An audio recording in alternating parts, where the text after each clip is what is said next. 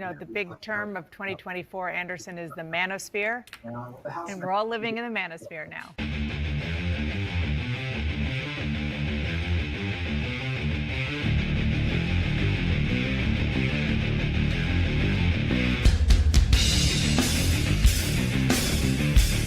All right. I am so glad to be back in here, just chilling. This seems like low stress for me. Compared to last week, it's low stress. Welcome to the number one red pill podcast in planet fucking Earth. You're watching it. It's the Rational Male. How long have we been doing this? Since 2018. 8 years. 8 fucking years. 8 solid years, my friends. Started with Pat Campbell. Live from Las Nevada now in the Southern Command Center. I have Commander Kyle in the battle stations. And today's going to be a hot one. Everybody's the manosphere now. Everybody's in the red pill these days. But first, you asked for it. Welcome to the Boyfriend Instruction Manual, Chapter 12, Warhammer 40k. If you haven't seen the previous chapters, I suggest visiting those before proceeding. Let's get into it. Warhammer 40k is a tabletop miniature war game set in a far future dark dystopian sci-fi universe. That's a tongue twister. There are 4 major components that make up the Warhammer ecosystem: building and assembling soldiers, vehicles, and monsters, the painting of the miniatures, an immense universe of rich lore, and the physical tabletop war strategy game. At the bronze tier, we have giving him the time and space to play, build, and paint. At the silver tier, we have taking a mild interest, having a general understanding of the lore and game. At the gold tier, we have helping him paint and assemble his miniatures. And at god tier, she has her own army of painted miniatures and participates in a local league. Discover where his interests and your interests have common interests. For example, I like Henry Cavill, so I'll be sure to watch his upcoming highly anticipated Warhammer series. You have a long journey ahead, but here's some tidbits to get you started. Feel free to screenshot this for later. Nobody likes Horus. Magnus was right. The war in heaven is kinda lit. The Emperor may be flawed, but he's also the GOAT. Crazy shit just happens in the war. Just call it 40k. In conclusion, research has shown that men like this game because it combines all these things that they love. Maybe just don't ask them how expensive it is. Thanks for watching. Like, follow, and let me know what you want to see next. A heroin addiction would be cheaper. People need to drink more. I don't see drunkenness. I see togetherness. Drink more alcohol. Yeah, drink more. I think they need to get out and drink more. My advice to young people is to go out and drink more and make a series of bad decisions that might pay off. I think that we need more togetherness, more people, more sex, and more random encounters. And absolutely, people need to be in the company of strangers more and more. And I think young men are sequestering. We're turning into a different species of asexual, socially isolated, lonely people who become shitty citizens. And when women don't have a romantic relationship, they reinvest in work and their friends. When men don't have a relationship, they tend to just go down a rabbit hole. Say they want loyalty and kindness and all these other things, but yet they'll date a man who didn't have all those other things. Why did they sleep with him? A lot of men that watch my videos say similar things about how it doesn't matter how no men watch your videos. Kind or nice you are if they're not attracted to you. And there is some truth to that. There are, however, several ways to be attractive to women. It doesn't have to be your looks and your wallet. You can be funny. You can be confident. You can have a personality that they really vibe with. You could be doing, I don't know, a gram of Tren every week. And a lot of things that a lot of men seem to be confused about is they slept with this guy who doesn't have those qualities. Yes, short-term traits are different than long-term traits. Don't care, got laid. People sleep with all kinds of people. I've slept with a Republican. People sleep with all kinds. Dude, are you listening to your own shit? I didn't want to date her, but she was somebody that in the short term would have worked. Women, when they say they want This guy does not fuck. Okay, I'm sorry. You are not sleeping with random chicks, dude. On a kind man, they're typically talking about long term. A lot of men confuse kind and nice with that means I should be a doormat or I should give this woman everything she wants and then she'll like me. No, you should be kind because that's just who you are. Your confidence, your humor, your personality, your ambition, those are things that can become attractive. So I don't agree that they had But they're not initially arousing, fool. To be attracted from You don't get to show all that until you get your foot in the fucking door.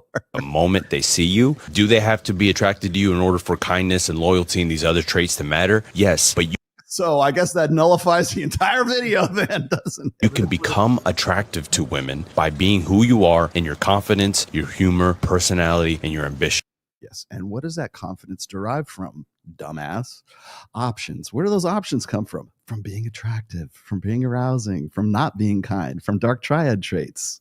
It's like, I don't know how many times you have to like explain, like how many different ways can I explain this to like these people? That I've dated that were so incredibly high quality, personality wise, just amazingly high quality women, right? And because I was able to recognize that and I respected them so much, they would wind up cheating on me or leaving me and dating the most degenerate morons you've ever seen. No joke. Out here in Phoenix, this is no joke. There's a This is compare and contrast, children. girl out here that I could potentially even get her to come in and talk about this. She's a pretty chill girl. She would talk about this. It's one of my ex-girlfriends. Lovely girl. I would have given her the world. I saw her value. So nice. I took her to Hawaii. I was so nice to her. We had a lovely time together. After about 6 months, I actually wanted her to move in with me because she's That sounds pretty kind. Thoughtful. so intelligent, so incredible. I wanted her to move in. She's that amazing. I want more kids. So I was like, fuck it, let's do it. She wound up declining the offer. Why? Because I didn't have frame. Then she wound up dating somebody after me who is flat broke. I actually know this guy. He's a very nice guy. I like him a lot, but a failed musician on massive amounts of drugs. He got her pregnant and then she wound up living in a trailer park, having to go work at this like old person's home just to be able to pay for her daughter to go in daycare. Okay. And she'd call me later. She's like, it was the worst mistake of my life. Like, fuck. I think about it every day. And so she sucked me back in and I got sucked back in. And here's the best part. You ready to hear this? I lost frame again. Okay? I lost frame again. And then she dumped me. And rather than living in a mansion, she chose to keep scrubbing floors and cleaning up feces. That is how bad they don't want to date you if you don't have frame. That they would choose to scrub the feces of old people while their daughter is stuck in daycare. They would let their own daughter rot while they clean filth over living in a mansion with a guy that they do love, but who lost frame.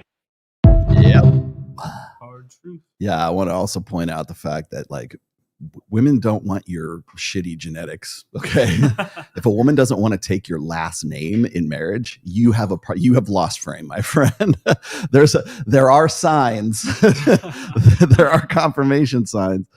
Oh God, I can't believe I'm going to play this guy. The more bills a woman pays by herself, the less attractive men become. Because she's now so independent that all she's worried about is taking care of her family and leveling up. To her, a man has no place in her life because he's not bringing anything to the table but headaches and wasted time. Yes, she's in her masculine energy, and that's not going to change until a real man steps up to the plate and takes some of that weight off her shoulders.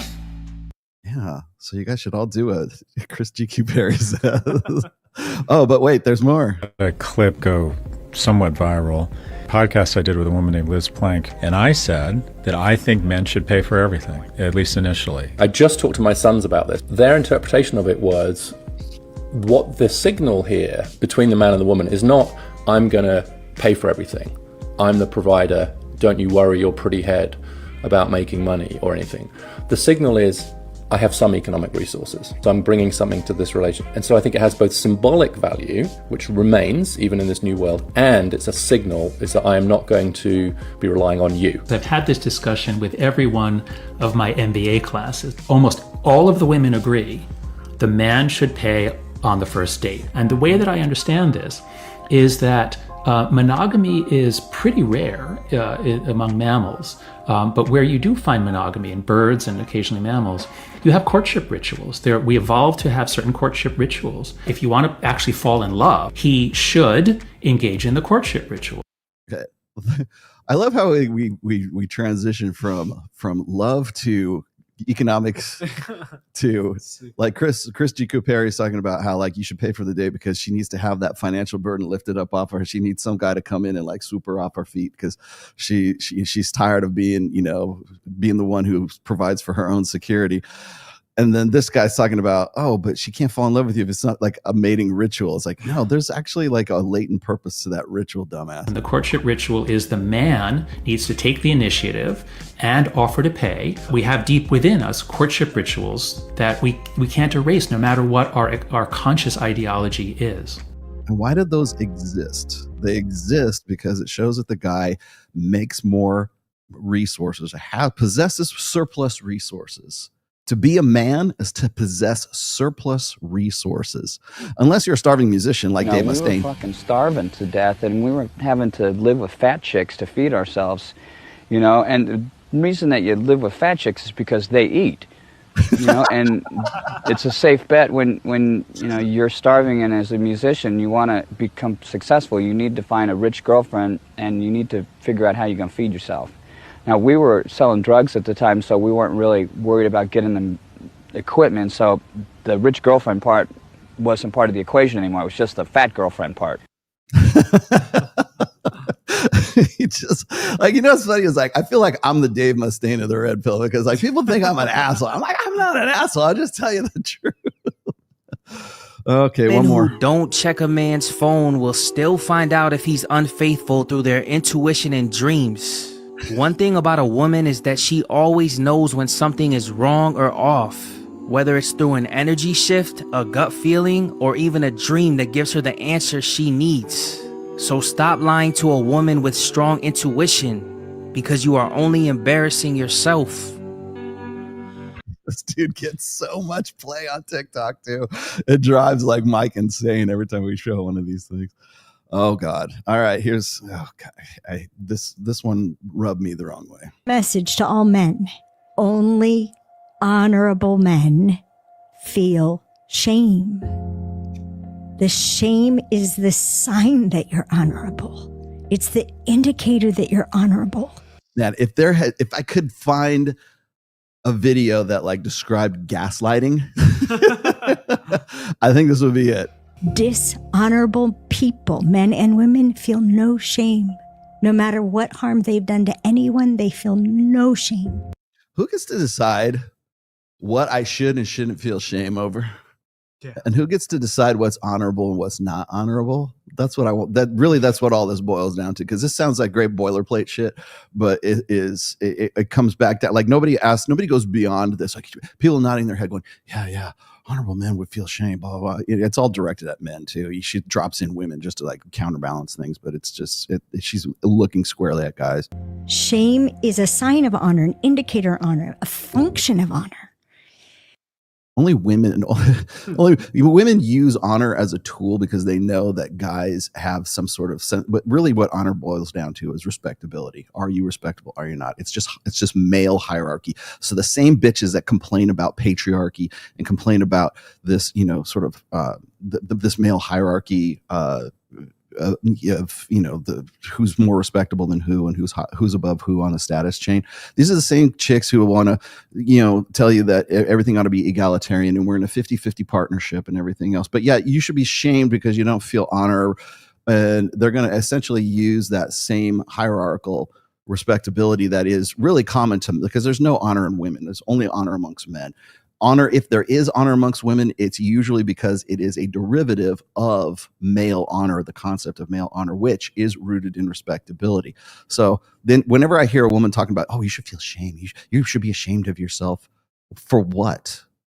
Right? It's not that I don't feel shame. I'm just telling you, what do you think? What you think I should feel shame for and what I think I should feel shame for are two completely different animals. All right. Last but not least, this is here's your rage bait. I showed this to Kyle before the show. Ready, set, here we go. Well established that if two people, for instance, go 3 different places in a given day, they tend to feel like they know each other far better than if they stayed in one place even for a longer period of time. Did you know that pickup artists were weaponizing this about 15 years ago? Oh no, it doesn't surprise me, but I'm sorry to hear it. It was common held wisdom in the pickup artist community that you were supposed to have a 3-location date to manipulate precisely this, to make the girl feel like you had progressed further down the maturation process of spending time together. Really? Really, dude, this is the kind of shit that just more than a man can fucking bear, man. I swear on my mother's grave, Chris Williamson, you can go fuck yourself.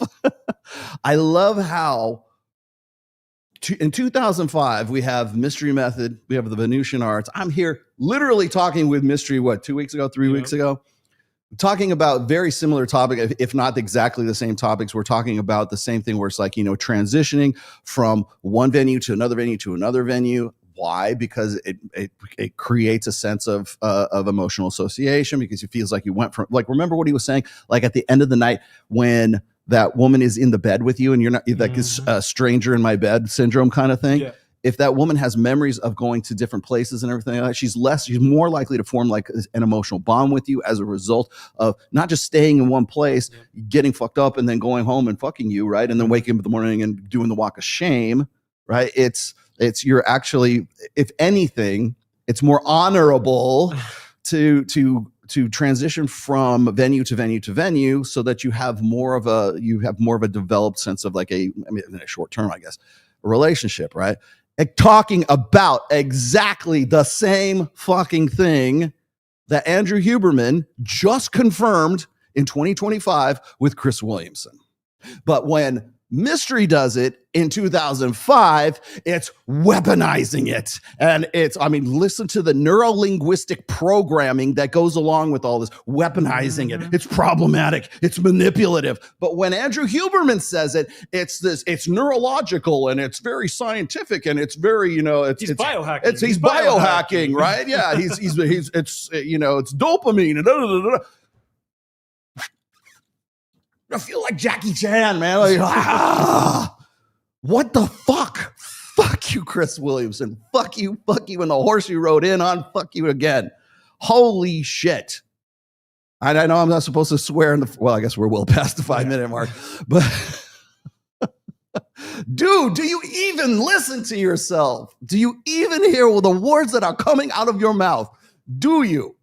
Because this guy, like Andrew Huberman, probably doesn't know who Rollo Tomasi is, but I know goddamn well Chris Williamson does. So don't give me this bullshit about, it's weaponizing it. Yeah, if those dudes do it, bad. If Andrew Huberman says verbatim the exact same thing, good. God, fuck. I am sorry. I am in rare form with it. Like, God, man. You guys when are you going to go on Chris Williamson? Never. It's never going to happen. Oh, welcome to the show. Holy crap. This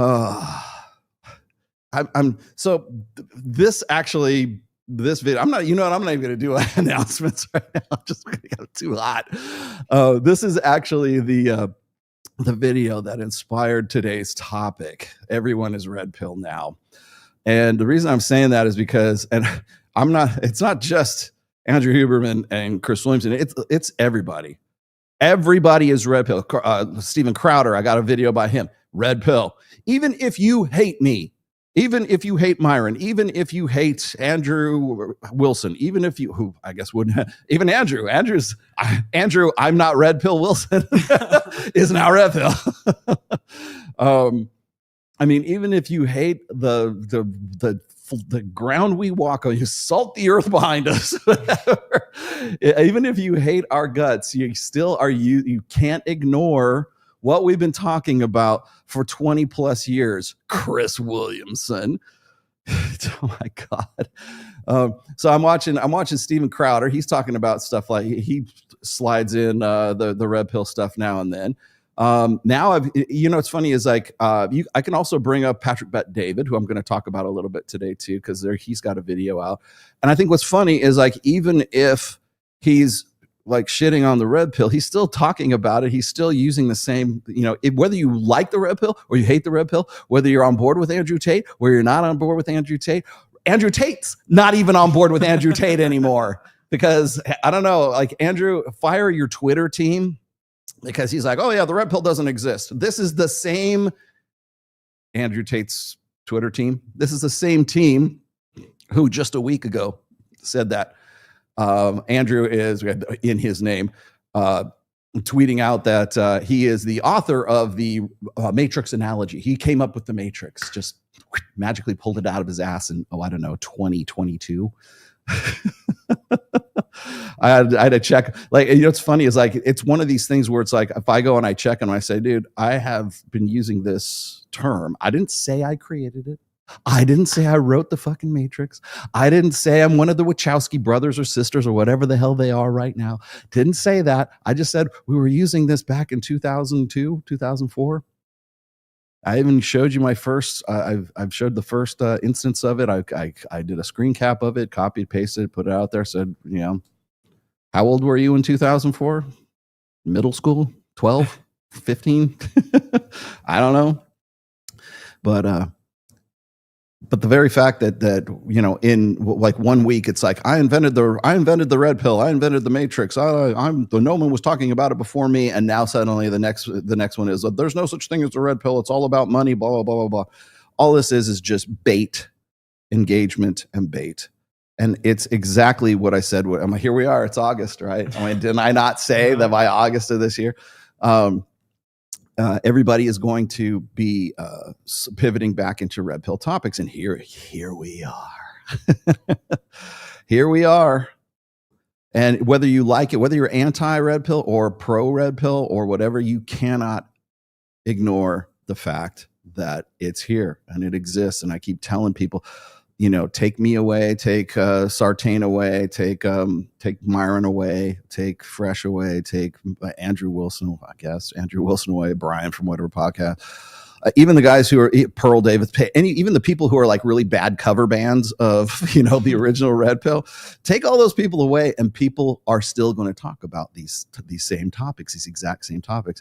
How do I know that? Well, you got people like Scott Galloway, who's, you know, part of the intelligentsia, right? You have Richard Reeves doing podcasts with him and some other college professor guy who I have no idea who his name is, talking about whether or not I ought to pay on a date. And coming up with bad takes on it, right? I mean, the reason why you pay for a date is because it establishes frame. If I say that, then it's weaponized and it's manipulative. And oh boy, that Rollo, he's a real misogynist. But if I go and say, well, it's part of a mating ritual, what? Then okay, well, I don't have a DR in front of my name. I'm Professor Emeritus Rollo Tomasicus. And yeah, I guess I can't claim a doctorate degree in anything, but I will tell you this: I've been doing it a lot longer than any of these hacks have. But again, just me even mentioning that and reminding anybody of that, it sounds like I'm trying to get my flowers or whatever. So do what you're going to do. But people cannot ignore the fact that the red pill is here. It's not going away. And I'm going to get into some of these videos today. I'm just going to, I've decided that I'm just going to sort of roll on to some. Is that what it is? Yeah, I have a Polish translation of The Rational Male, by the way. Yeah. It's just, what are you going to do? At what point do you just like got to throw up your hands and just say, okay, they're just going to go and take it where they're going to take it. I did a really great, thank you, Kyle, for being the producer for the interview I did with Coral Osborne. It was a pre-record. People kept asking me if I was going to do it live or whatever. She wanted to do a pre-record because she wants it for her channel too. So we have that. I will probably be release it tomorrow or Tuesday, I think. Just depends on Coral. So we'll see what happens. We had a really good time. We probably could have gone on for at least another like 2 hours beyond what we did. I think I might have talked her into moving to Las Vegas, so I might actually do some more stuff with Coral as well. She's very intelligent. Let's just say she's not a bad looking girl, right? I mean, no boobs, but but at least she knows she has. You know, what's funny is like Coral has no augmentation. Let's just say, and I think what's funny is like if you saw Coral, and if you have seen pictures of Coral Osborne, I think she's a pretty good looking girl. I mean, I like spinners, so what can I say? But like when everybody asks me, oh, Rollo, why don't you get some normal looking girls on there? All these girls are plastic. Coral's not plastic. She has no enhancements. She's got nothing. I mean, maybe she does. I don't know, maybe she's got filler or something like that. I don't know, maybe. But she's not. That's not her. But like, where were you? Where were you on Wednesday? She was on Access Vegas as well, and I thought she did pretty well on that. We had a really lively discussion. I think partly because she was on the show, so it really worked out really. And you were producing for that too. So yeah, Coral. Yeah, I don't know, Siege. Maybe we'll see. I did my best to talk her into it. She said she's looking for a move, and I'm like, well, you can stay in Austin. I think she's in Austin, Texas. You can stay in Austin and do the same thing you could be doing in Las Vegas. Only in Las Vegas, there's more shit that's going on, and you have more networking, and you could use this studio if you want to. So I don't know. We'll see. We'll see what happens. Yes. Okay. So we might as well. I might as well address the 800-pound gorilla in the room. You guys hear Myron got dumped? Yeah. Did he get dumped? Because I don't know that it was necessarily dumpage. I love how like when people split up, then it's automatically the guy's the one who got dumped or whatever. And maybe that's true for the most part. It might be true. I can only go by what. What did you say? Let me see. I can only go by what I'm hearing from Myron in an official capacity. He hasn't told me, and he really played, especially when it comes to his relationships and stuff like that. He really plays his cards close to the chest. So I don't know for a second. That's what he said. He said he broke up with her, and honestly, I think it might have been mutual. They've been together for a long time. Angie's a really cool person. I love her to death. Myron's my boy. We've been friends, very close friends for a very long time. So I don't know. I know as much as you do about any of that. I can only guess. I know there's a lot of people making videos about Myron right now. And it's actually, I'm glad you brought this up because it sort of like dovetails into today's topic a little bit. Everybody wants to say that because Myron broke up with Angie or vice versa or whatever, they just split amicably, that it is proof positive that what Myron is saying is he can't sustain a healthy relationship. Those red pill guys don't know what they're talking about. Bitch. I've been married for 29 years, been with my wife for 30. Would you like to talk about that? Hello? No, you wouldn't. You already know that. That's why it's never an issue. That's why it's never brought up. And you know what's funny is if, God forbid, I was to ever break up with my wife, everybody would be like, see, I told you those red pill guys didn't know what they're talking about. 30 years and I don't know what I'm talking about. Okay. But it's everybody wants to, it's what's called false premise hate. Everybody wants to read into whatever their implicit bias happens to be. So if you hate this person, like it's the same thing with Chris Williamson, right? It's if you're a pickup artist and you say the same thing that Andrew Huberman is saying, then it's weaponized, manipulative, and dark triad. And that's very unfortunate. But it's fortunate if you mention it, right? It's okay if Andrew says it, right? Well, it's the same thing. It's implicit bias. It's just that, well, those red pill guys, I think they're automatically against it, even though they're promoting exactly the same things that we've been saying for forever. Or if I go and I quote Steve Stewart Williams or Rob Henderson or Dr. David Buss, everybody drink, whoever, if I cite sources, the exact same sources that they might interview or they might be citing themselves, then it's okay for them to do that. But it's not okay for anyone on our side of the aisle to do that. So like, check yourselves, guys. I mean, I'll try to be as diplomatic as I possibly can here. Is really check your sources and check what we've been saying for forever. At least give us a reach around here, right? Throw me a bone here because we've been doing this for a long. Like I'm not just me. I'm not just claiming it's all my baby. Okay, I'm just saying. I mean, I'm definitely was part of it, but like, there's other people who've been talking about this who don't even exist anymore, who aren't even in this space anymore. I could mention, Roosh or Royce or Pook or hell, I mean, even the people who hung out with Mystery. I mean, Mystery would be one of them for sure. Like I could start naming name after name, and some of them are active, and most of them still aren't. And you wouldn't even know, who was talking about what back then. But it sounds like you just heard it a half an hour ago. Like it sounds like something novel. And like I said, when Andrew Huberman says something like that, and it sounds like it's good and it's novel and it's, oh, that's great. We should probably do something like that, blah, blah, unless it's Mystery saying the same thing.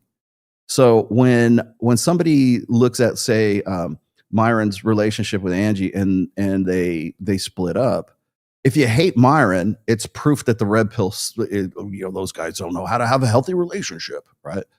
But if, let's just say for sake of argument, they got married, they had 2 kids, they had a dog. They had a dog. If they have a dog in the yard or whatever, and they got a nice station wagon or some SUV, and they take the kids to soccer practice, are you then going to concede that the red pill was right? I can use myself as an example for that too. But because what it boils down to is just, what's your grift? Like, is it a grift? How long have you been doing this? How long are you really about it? Or are you just about the brand, your own fucking brand? And 90% of these guys are about the brand.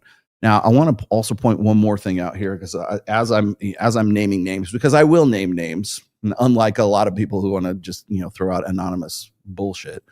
I was on my drive in here today. I was watching Andrew Wilson do a breakdown of Jeremy from The Quartering. And I used to like Jeremy quite a bit until he kind of fell off and decided to go political. And Jeremy is one of these guys who probably doesn't fuck very much. I mean, I'm going to be very as polite and as nice as I can possibly be about this. Jeremy, as you guys know, ran me up the flagpole with all the Lauren Southern shit and the Brittany Venti shit, and without even hitting me up, without even confirming anything, just automatically thought, oh well, Rollo must be a pedo. He must be, there's something wrong with that guy. Oh, see, it's the red pill and blah blah blah blah blah.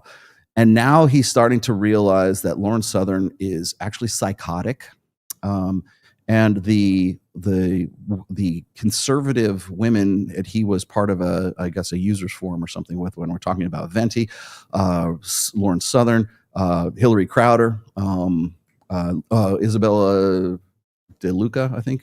I forget who. There's two Isabellas, so those two Isabellas, and various other ones. Probably Ashley St. Clair was in that one too, and he was part of that sort of collective of mean girls. That now he's suddenly discovering that they're in fact covert feminists, and not even that. They're just brand grifters. And I brought this up as early as the beginning of 2023, and then 2024. I mean, remember, these are the people who were happy, who were gleeful to dox my daughter and her baptism photos from when she was at Huntington Beach getting baptized in the ocean, right?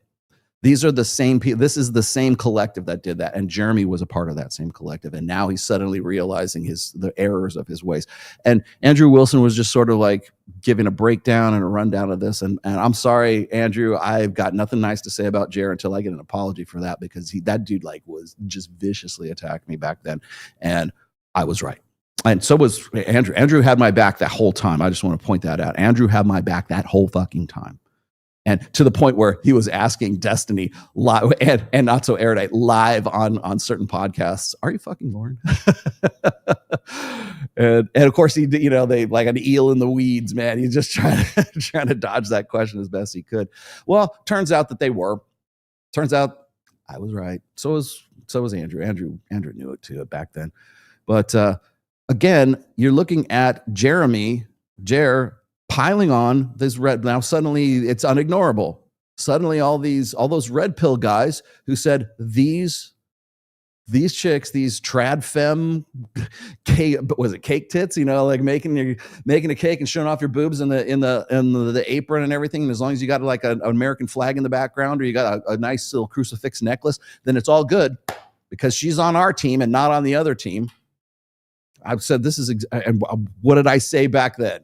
I said all these chicks are doing is just I didn't even attack the girls. I was attacking the guys who were defending the girls at that time, because that's how stupid they were.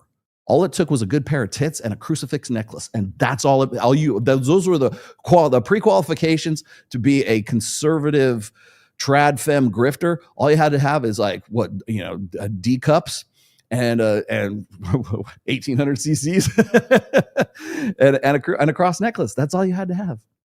And I pointed that out to the guys, and the women lost their shit. And that's when I realized that DeLuca and even Hillary Crowder and the rest of these bitches we're all following Brittany Venti.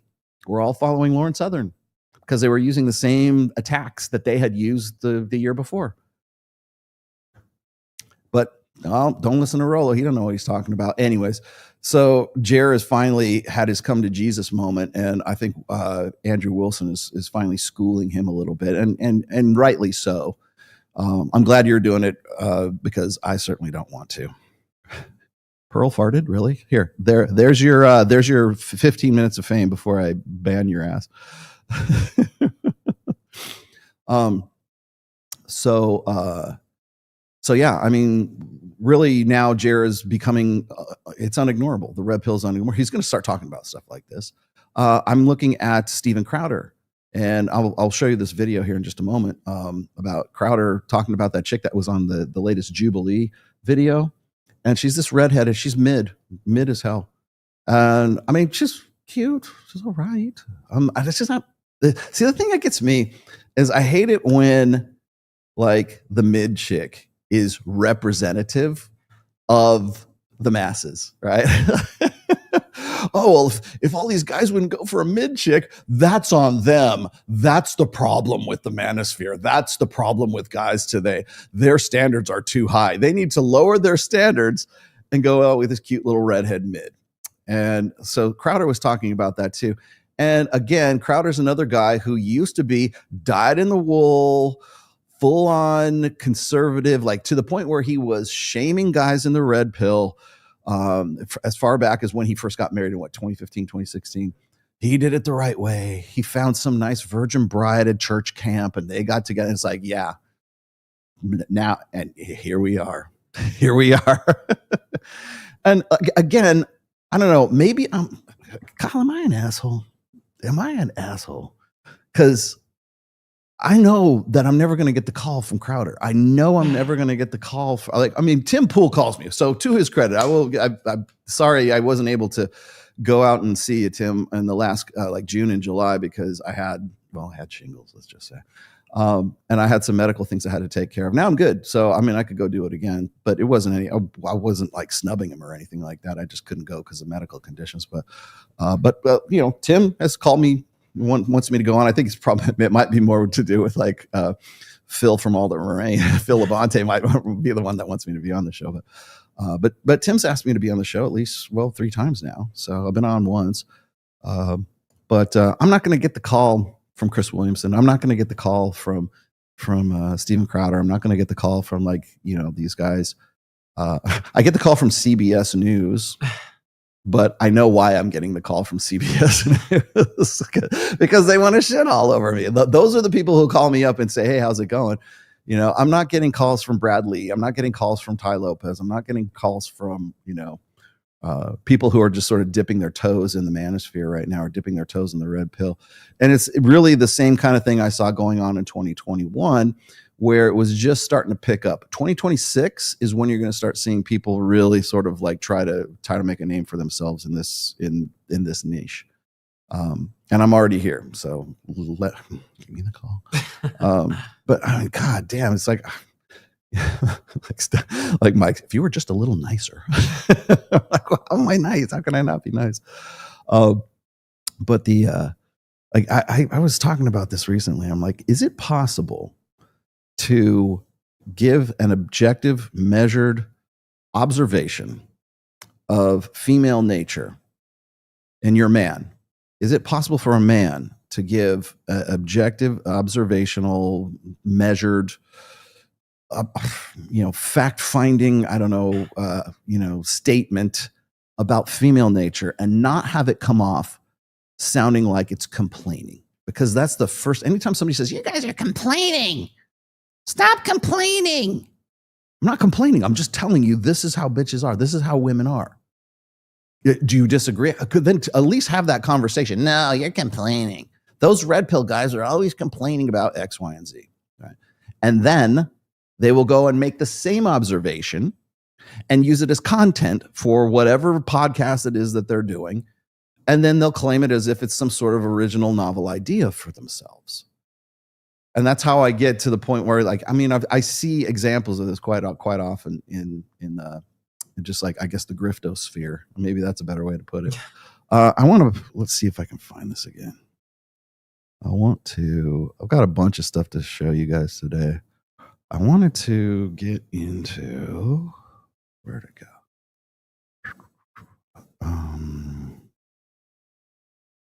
go? Oh God, let's not forget Lila Rose. I got to get on Lila Rose today too. Yeah. Let me just put a period at the end of the Myron situation. I don't know anything you don't know, and so I'm not really qualified to say much else. But I love them both, and I wish the best for them. I wish they could have worked it out. I will say this though: is not everyone can be Justin Waller. Okay, Justin Waller has a main chick who's basically this is no secret, the mother of his kids. For all intents and purposes, they may as well be husband and wife, but he also has side pieces, and he's very open. Hell, he was telling Lila Rose about that, of all people, right? And so it's closed on her end, but it's open on his end. And same thing applies to Mike Sartain. Mike was in very much the same position.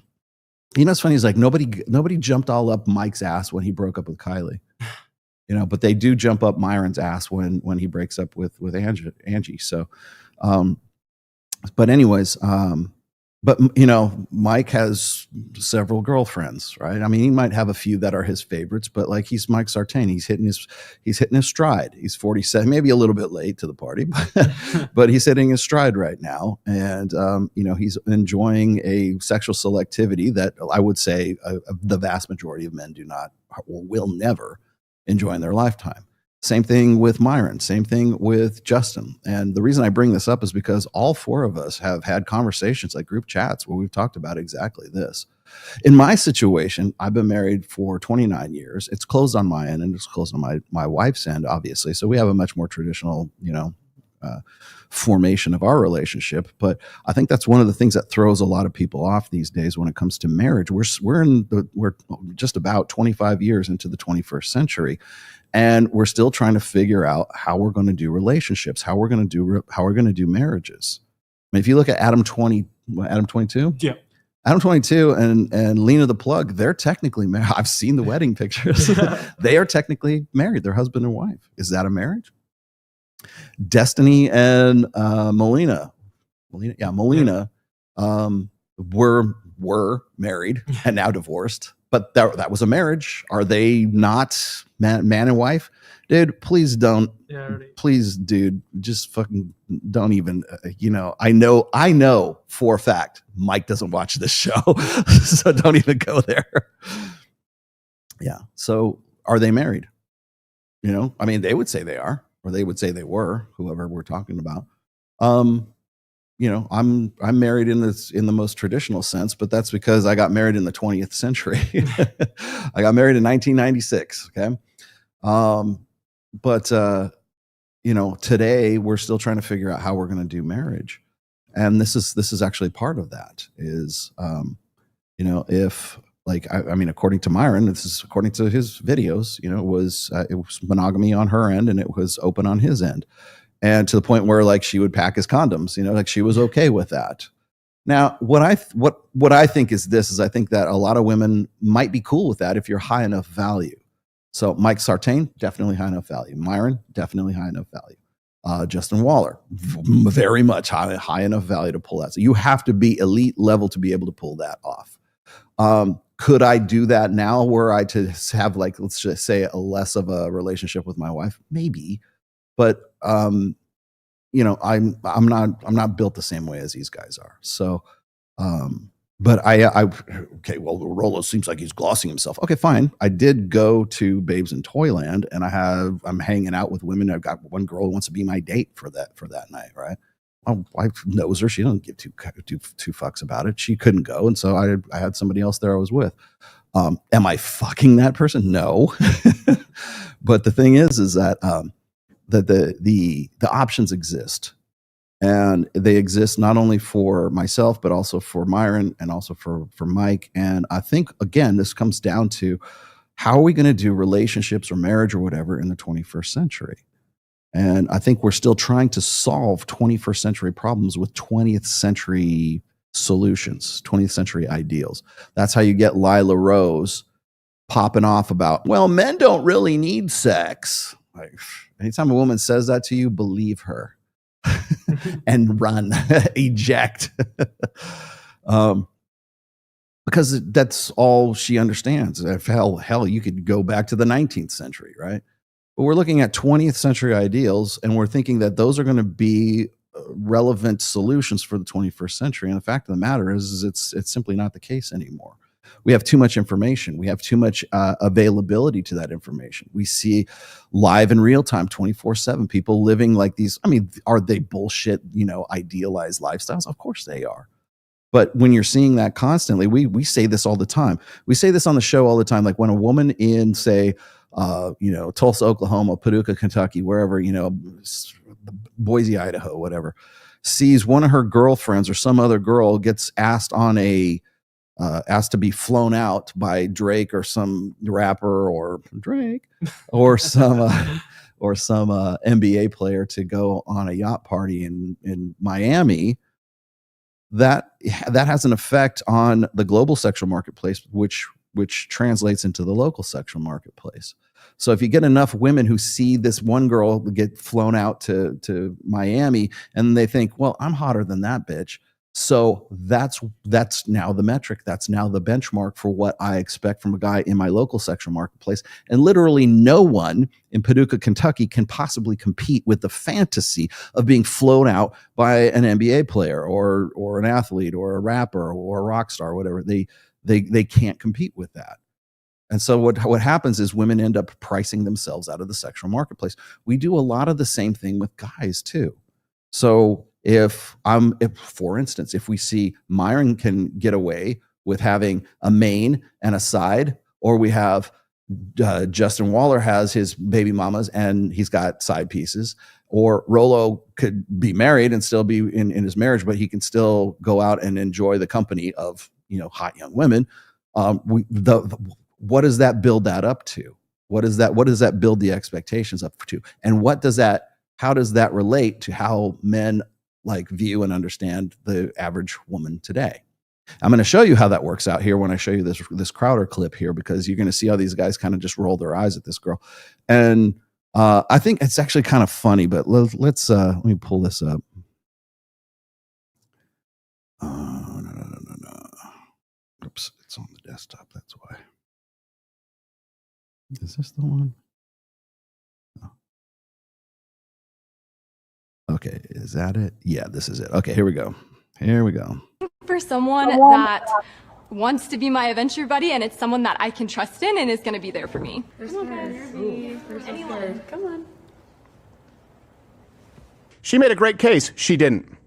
These guys are just shallow. It just shows you that they're the ones with unrealistic standards, right? They're vain. So this I saw on, I think it had 60 million plays on X. Wow. Jeez. And I saw the reactions. Now, there is a reveal and then that a lot of people don't know. So the clip on X, I believe, had 60 million, or maybe it's 60 million impressions. Someone can correct me. Then I went and watched the original video on YouTube, and at the time it had barely 200,000 plays. There's a discrepancy. Sometimes context just makes it worse, makes your initial assumption, right, it strengthens it. Sometimes context changes everything. And sometimes context shows you the people taking advantage of the out of context clip to be exactly who you assume them to be. In this case, feminists. In this case, people who blame young men for nearly everything. So in this clip, you're going to watch it. It's a dating show where they go up to a group of men and they present themselves and the men decide if they want to date her or not. The argument, and I'll show you after. Now, is this on Jubilee? I think so, this is a Jubilee shot. Okay. Sure. So on X was, I never want to hear about young men being lonely or the manosphere again. This chick is awesome. It shows you that these men don't actually care about cool qualities, and this shows you they deserve to be lonely, right? The blame was placed squarely on the men. Okay, I'm glad Crowder is seeing the code in the matrix here, because that's really what that's why they took it out of context, Steve. That's why they only put that one little clip up there. If you take it out of context, like anything else, you can make up whatever story. You can retcon it all you want at that point, because they know that people aren't going to watch a whole thing. The people don't watch my show, this whole show. They'll watch maybe 45 minutes. I'm lucky if I get past the 30-minute mark on this. For long-form content, and I would say that the Jubilee show is probably long-form content, For long form content, it has no replay value whatsoever. If God forbid, you have more than 20 minutes on any video, unless you're interviewing somebody who like a hot celebrity or somebody knows, you're not going to have replay. You don't make money off of my long form, like doing a long live stream. You don't make money off of the live stream for ad revenue. You make it off of clips and you make it off of shorts. And and trust me, that is not lost on Jubilee whatsoever. From this clip. And I didn't even feel that way when I watched the original clip.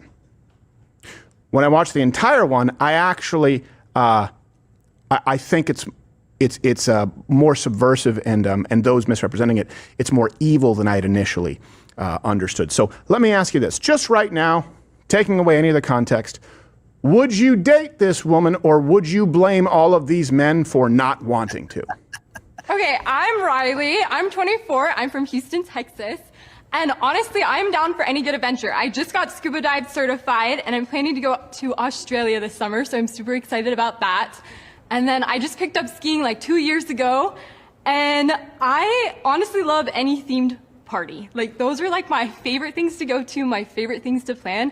And I'm looking for someone that... Look at the guys in the audience here. Like, look at the dude with the glasses and the porn stash. Like this guy. Like, if you look at you got to remember that Jubilee is very calculating in who they put on their shows. Like when you look at the Jordan Peterson one where he's like, what is it? First it was one Christian versus 20 atheists, right?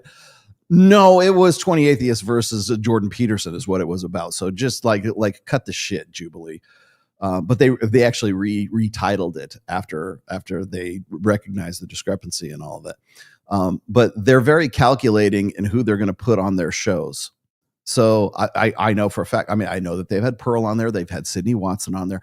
Justin Waller was on there for the masculinity show. Like, what is masculinity? We're going to have a talk about this. And they've gone from these really constructive sort of, like we're going to have guys who don't know what masculinity is versus guys who are very certain about what masculinity is. And they have this back and forth and this really substantive conversation. Those videos play like shit. Nobody watches those videos. I hate to say, I love me some Justin Waller, as you know, but nobody goes back and replays those videos. Same thing with we're going to get a bunch of women together. We're going to get some feminists together and we're going to get some quote unquote red pill women together. And we're going to let them have it out. Those shows, you know what shows go crazy? When Jordan Peterson is on there, when Destiny is on there, and they're surrounded by people who would oppose them, right? And then they have to play musical chairs, like who can run to the chair fastest to get in there and speak their piece against this guy. And it's basically all it is just it's just an inquisition, is what it ends up being. It's very similar to the shows where you've got these dating shows where all the girls have a balloon. Right. Rather than sit down around a table like we do on Access Vegas and have these really constructive, substantive conversations, nobody wants that. You know what they want? Boom, boom, boom, boom, boom, boom, boom, boom, boom. That's what they want. Oh, why would you do that? Sucks to be you because I'm actually a multi-cajillionaire and I live on the coast of, the Mediterranean coast of France, and I've weekended in Mykonos, and all it is just sensationalism. And that's why you have these guys. These dudes were hand selected for this. Trust me on that. There's too much writing on them on this show for them not to be hand selected. Wants to be my adventure buddy, and it's someone that I can trust in and is going to be there for me. Okay, she's 24 years old. She still dresses like she's 12 years old. Okay, so that's number one. Is she cute? Yeah, she's okay. She's not bad. She's not like like this girl would be invisible in Las Vegas. I mean, I'm just, I actually am being nice. Maybe that's a good thing, right? Maybe she's really down to earth. She's wholesome. She doesn't have a boob job, right? Okay, good. That I'm sure that fits somebody's fetish. She's a redhead. Oh, that's good. You got +1 for me.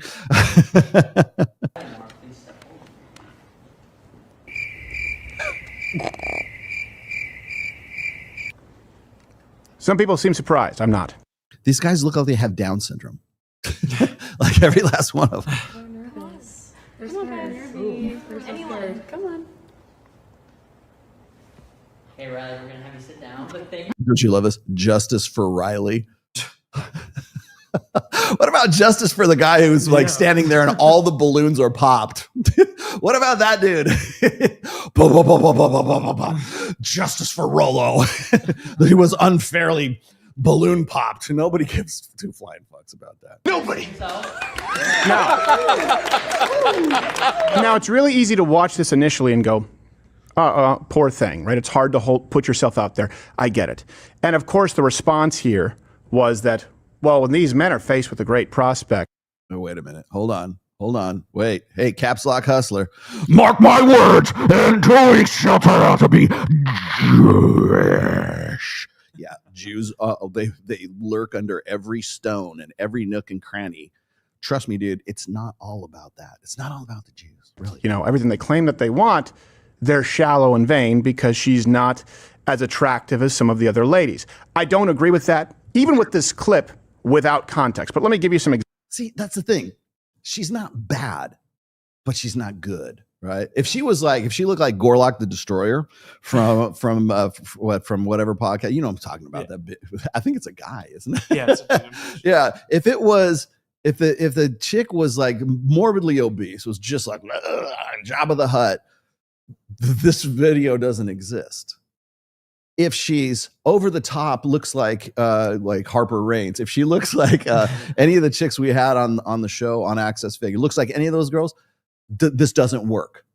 But it does work because if she's super hot and has like a big boob job, then all these guys are like, I wouldn't get with a fake girl like that. Then suddenly you kind of side with the guys, right? Because they're just being stoic and they're vetting for the right proper girl, right?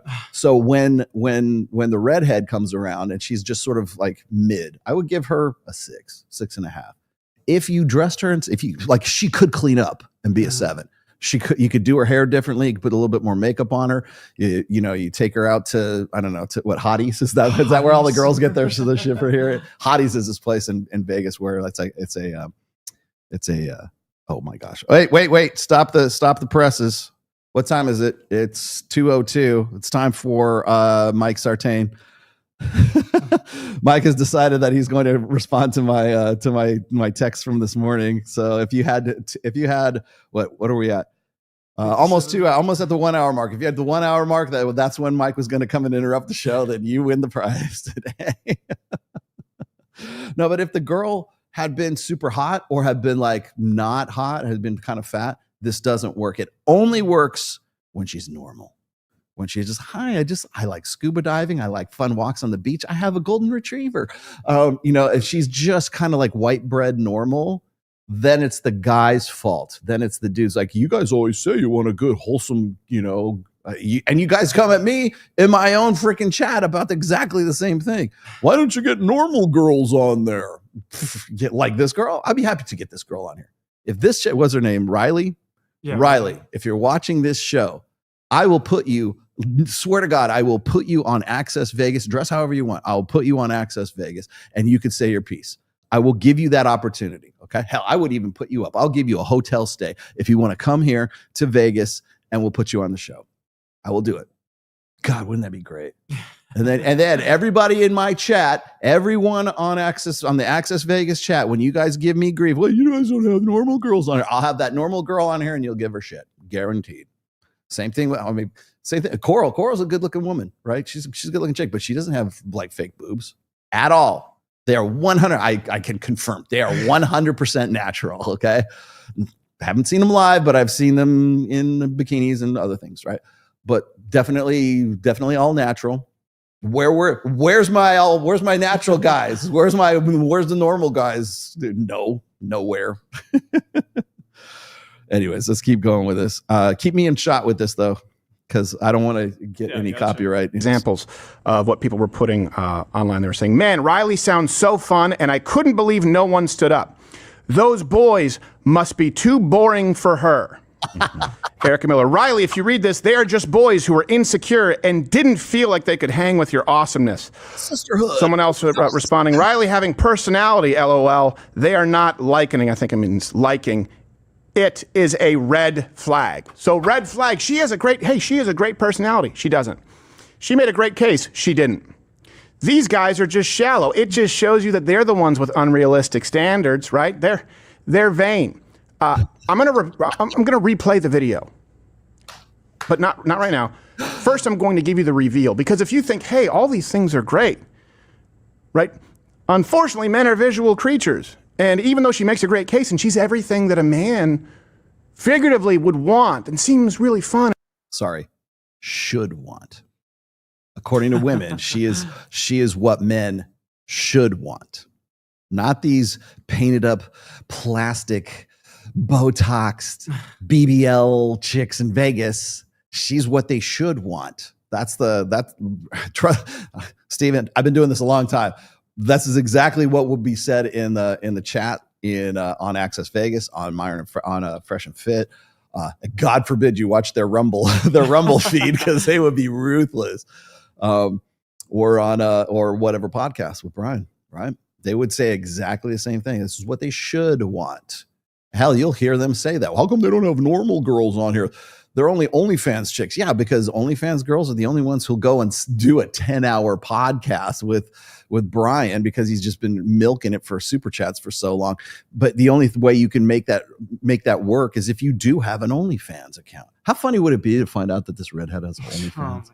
She would make mint. She would make all kinds of money, because she's like attainable. She seems like this good girl from like the back country kind of thing. And cool. What, just because she's not a smoking hot 10? Well, here's the thing. When you watch the whole video, it's blind. There's a curtain. They never saw her. Okay, I'm Riley. I'm 24. I'm from Houston, Texas. And honestly, I'm down for any good adventure. I just got scuba dive certified. Actually, take that down. We'll restart it with the curtain. So now, something that we don't have to argue about, that has been established. It has nothing to do with their looks. In other words, every single man, to the number, to the decimal, every single man there heard something they did not like. Surprise! That was not attractive to them. It was done blind. Could we maybe look? Now, we could blame all the men, but we can't blame them for being shallow. We can't blame them for being horn dogs who are looks focused. In other words, their problem was with her personality. Now, you may like it, but let me ask you this. Why do you think all men there didn't? Just to be clear, this is also a Mormon dating show. And so I would imagine that most of these men are probably looking for a wife, something more traditional. Oh, wait a minute. That makes sense. I'll fly you out. I'll fly you here. I'll put you up. Be on the show now that I know you're Mormon. If you go and watch the entire show. Not all, but as a... We'll call Jake. Get Jake to come over and date this. General rule. So now it gets to the question, hey, why? Why is it a hard pass from every single one? I'll tell you exactly why. Women hear this and go, oh, gosh, she sounds fun. The men hear that and go, expensive, requires constant entertainment, will be easily bored, and you know what else? Every single thing is I, me, and looking for someone to do X for me, at no point availing what they offer a man. And it's done blind. Matter of fact, let's go back, let's watch it, and let's count how many times she discusses what it is she likes and what she is looking for, in contrast to when you're usually auditioning, whether for a role, interviewing for a job, or a first date. Putting your best foot forward. It never even occurs to her. And we'll revisit what the men, I guarantee you, are thinking. Let's play it. Okay, I'm Riley. One. I'm 24. I'm from Houston, Texas. 3, 4. And honestly, I'm down for any good 5, adventure. I just got scuba dive certified, and I'm planning to go to 7, Australia this summer, so I'm super... I'm planning to go to Australia. That's not going to include any of you guys. excited about that. Oh, wait, I want to point something else out here. She's talking about, like, I'm up for any adventure. So there was people that I was reading the responses to this on Twitter. And there were dudes. I don't know if guys knew that there was a curtain between the two of them here. So just hear me out. But there's guys going, yeah, she's gone. If she says she's gone to Europe, or she wants to go out like on some like European, like, I want to take a year off of school and tour Europe and then come back and get back into school. If she says that, that's like her sex tour or something like that. They're saying, yeah, if she says she's going on like backpacking through through Italy and France and Germany or whatever, like it's like sexcapades. It's like the whole thing is just to go get fucked. But I'm like, that shit, at no point does she even really hint anything like that. But I think it's funny how like everybody just jumps to that conclusion. Hey. And then I just picked 9. up skiing like 2 years ago. And I 10. honestly love any themed party. Like those are like my favorite things to go to, my favorite things to plan. And I'm looking for someone that Are we 11? wants to be my adventure buddy, and it's someone that I can trust in and is going to be there for me. Are we at 15? Yeah. I Around? wanted to go There's a first lot. because I thought Okay. all of these amazing people I'm Oh, with, I I got didn't to know see them this before part. the show, are literally amazing. And I felt like I needed to stand up and put myself out there first 20? so I could like at least put myself out there and there was a chance.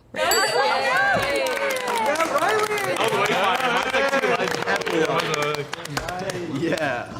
Okay, if any gentleman would like to get to know Riley more. Now pause. Why do you think all the women are going, yeah, that's great, and every single guy is thinking, not for me? Does that make them pieces of shit?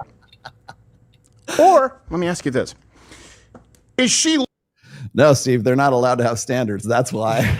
Now, and if of all people on planet Earth, you should know that full well right now. looking for someone to give a whole lot, and at no point does she offer anything? And I don't know if you know this. Remember that part in the Matrix when Morpheus he's beginning to believe. That's what I'm getting out of Crowder right now. You get 0 points for putting myself out there and just telling them what I am. Yeah, if you're looking for a mate, if you're looking for someone to spend the rest of your life with or something serious, you also need to put out there, I do anal on the first date.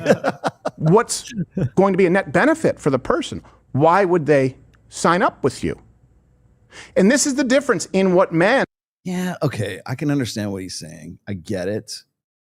But again, it is very okay. So do women put themselves, are they self-centered? Is this solipsism? Absolutely it is. Don't get me wrong. However, this is just her sort of introducing herself. It's like, I like long walks on the beach. It's like, it's no different. Like she's just treating this like a OkCupid profile is all it is. I like long walks on the beach and sunsets, and I like coffee at Starbucks, and I like, I like chihuahuas, and I like, Disneyland and rainbows and so, all this other good stuff. And eventually I want to start a family, or I want to go and I want an adventure buddy, right? I mean, that's what she's basically vetting for a guy who's going to be on board with going off and doing the same things that she likes to do. So she's throwing out all the stuff that she likes to do, and hopefully there's some sort of compatibility right there. Like you share this. Oh, you're scuba dive certified? Fucking hey, so am I. Let's go. Right? Let's go to Maui, or let's go to I don't know, Florida, and let's go scuba diving together. Right? I think what she's doing is she's looking for a quote unquote companion to go and do all this fun shit with. Now, the thing is like if the guys are there looking for some sort of life mate. And they're looking to get and none of these guys look like they're ready to settle down and get married, much less even find it. I would say most of these guys probably even had a first date, much less, a girlfriend or whatever else. But these guys are there picked for a reason. It's disingenuous to say the least because of the curtain that's there, because in the video and the Twitter clip, you never see the curtain. There's no curtain in there. Well done. But actually, let's pull this out here. I think really what he's going to do is he's going to say, well, these guys have standards, right? She doesn't say, what do I bring to the table? She's 24 fucking years old. What is she going to bring to the table? Oh, I want to churn butter. I want to I should have 4 babies by the time I'm 30. And I need you to put me up on some ranch in the Midwest somewhere. And I'm good at milking cows. And I'm happy to, herd sheep and, pick cotton, whatever it is that you need me to do, kind of thing. Like if you're looking for this old school kind of, traditional conservative in the sense that you're looking at like the late 1800s to the mid 1900s, you're looking for that kind of person. That person doesn't exist anymore. No, only Riley exists right now. So she's not really saying her dating profile isn't I want to be your wife. It's I just want to find somebody to have some fun time with, and we'll see what happens after that. To me, that sounds like entirely reasonable. Is she using the word I a lot? Yeah, but that's pretty much every woman does that because they're all solipsistic. So I would say to Steven Crowder, read my book.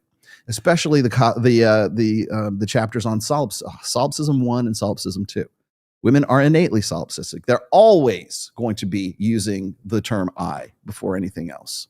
It's always going to be about themselves. It always will be. It's like today we call it main character syndrome. No, that's just solipsism that Rollo Tomasi came up with back in 2012, but we don't know anything about that because Andrew Tate, red pill just happened half an hour ago. No, it's solipsism. That's all it is. And that's all it's ever going to be.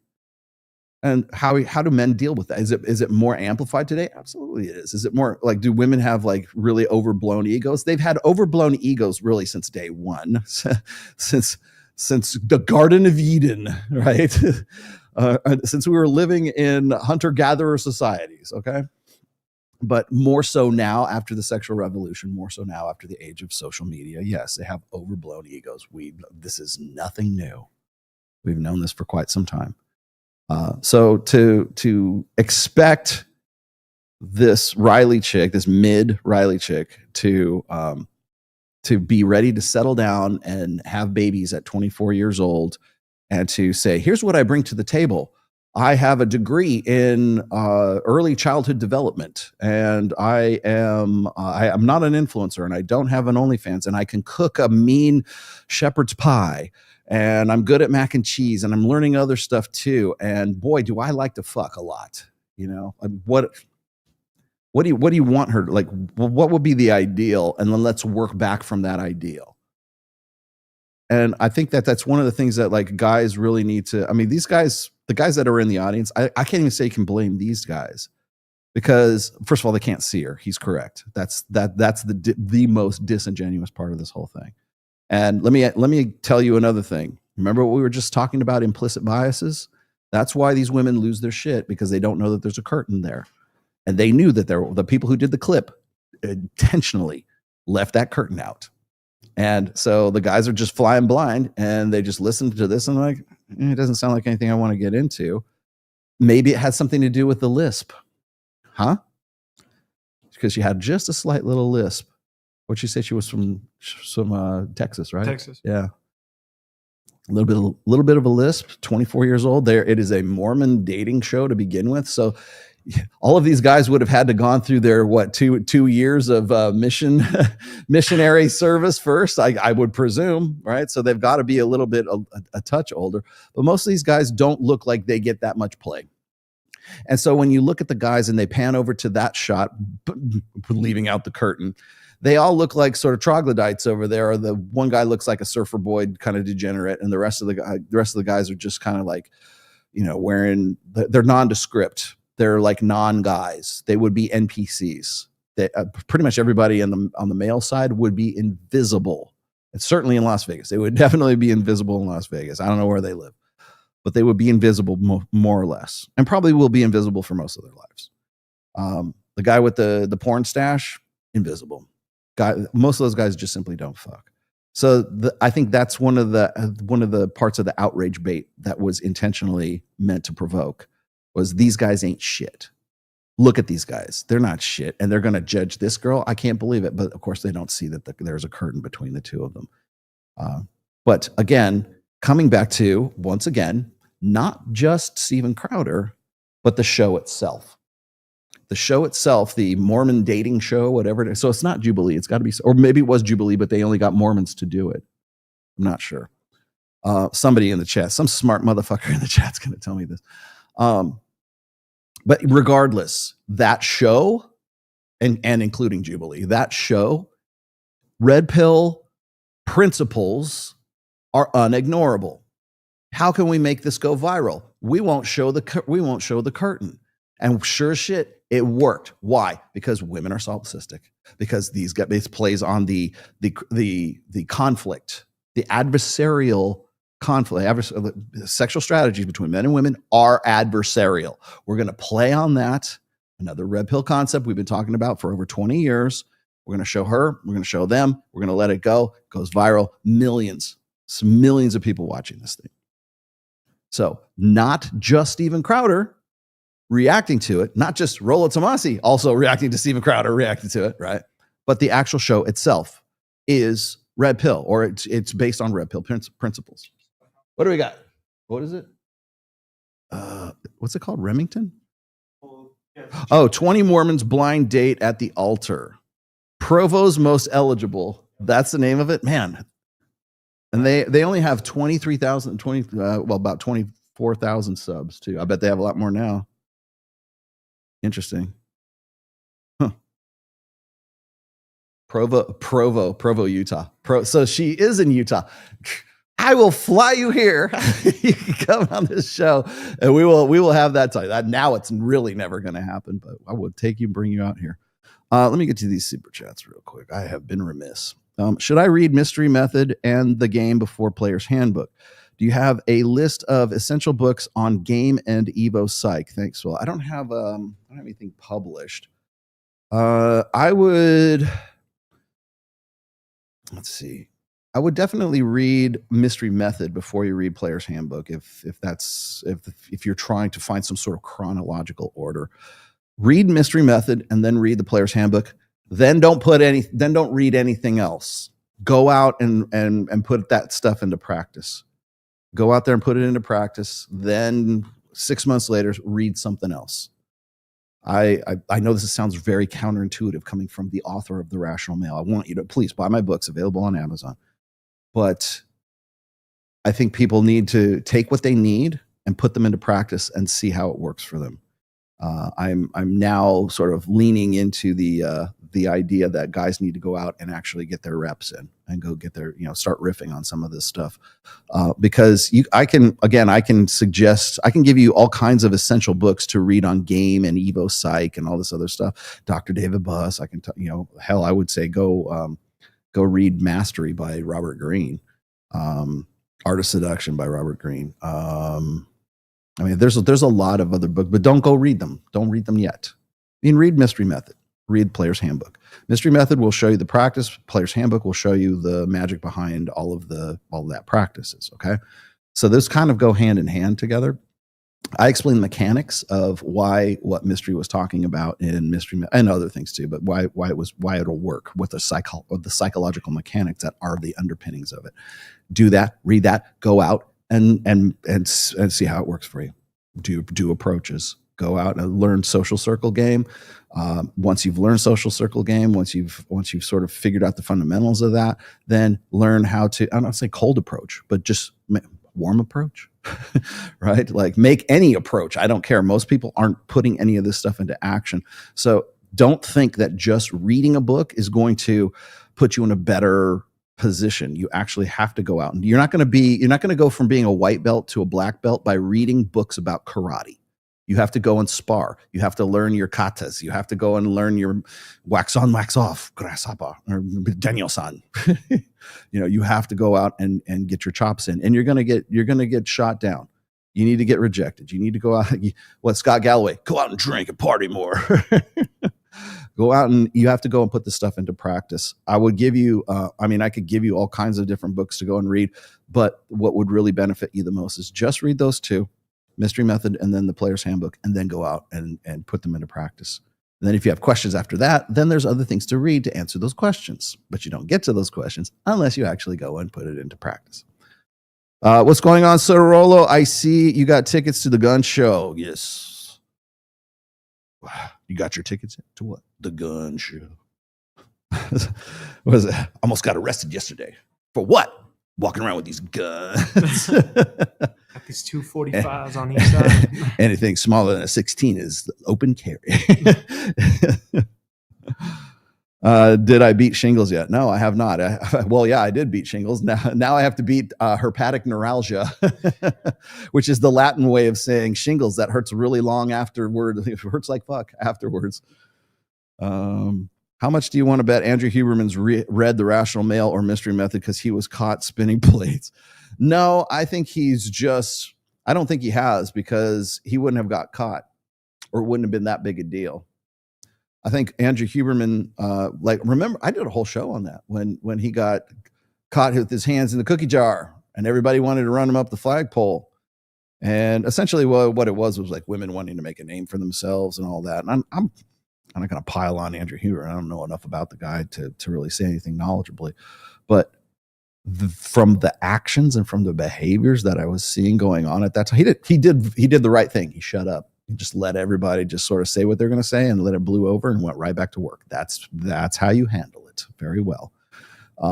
But I will say this is when I see guys who are influencers who aren't necessarily in this sphere per se, but I look at them sort of get caught up in,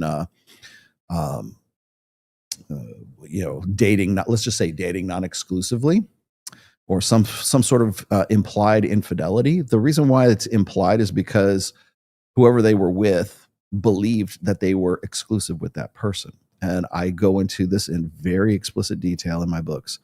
If you're going to spin plates, if you're going to date non-exclusively, always be above board.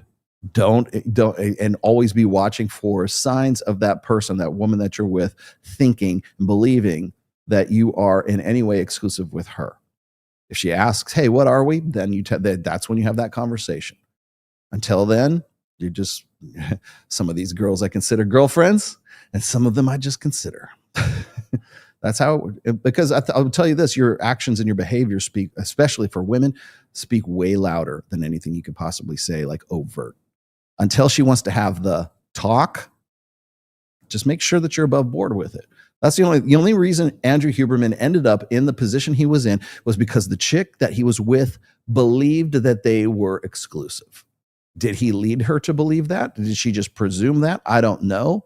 But the fact of the matter is that she, at some point along the way, believed that she was, and then she found out these other bitches were in the picture too. Why? Because he wasn't above board with it. Because you need to be able to say, hey, look, whether you say it openly or you're just saying it discreetly or with your actions, whatever. If a guy is alpha, and I'm using that as an abstraction, if a guy is alpha, and your behaviors are that of an alpha, women will presume that you're seeing other girls too. If you don't say, hey, I want to be your boyfriend, if you don't have some sort of open, communication where it's like, okay, I'm exclusive with you right now, or you're spending, every single weekend with that person, and you're not spinning more plates. Like guys who spin plates don't have to, and it's your frame and you're alpha enough and you're high value, whatever. You don't like that word. Okay. You're high value enough. That's going to bleed over into your behaviors really unconsciously.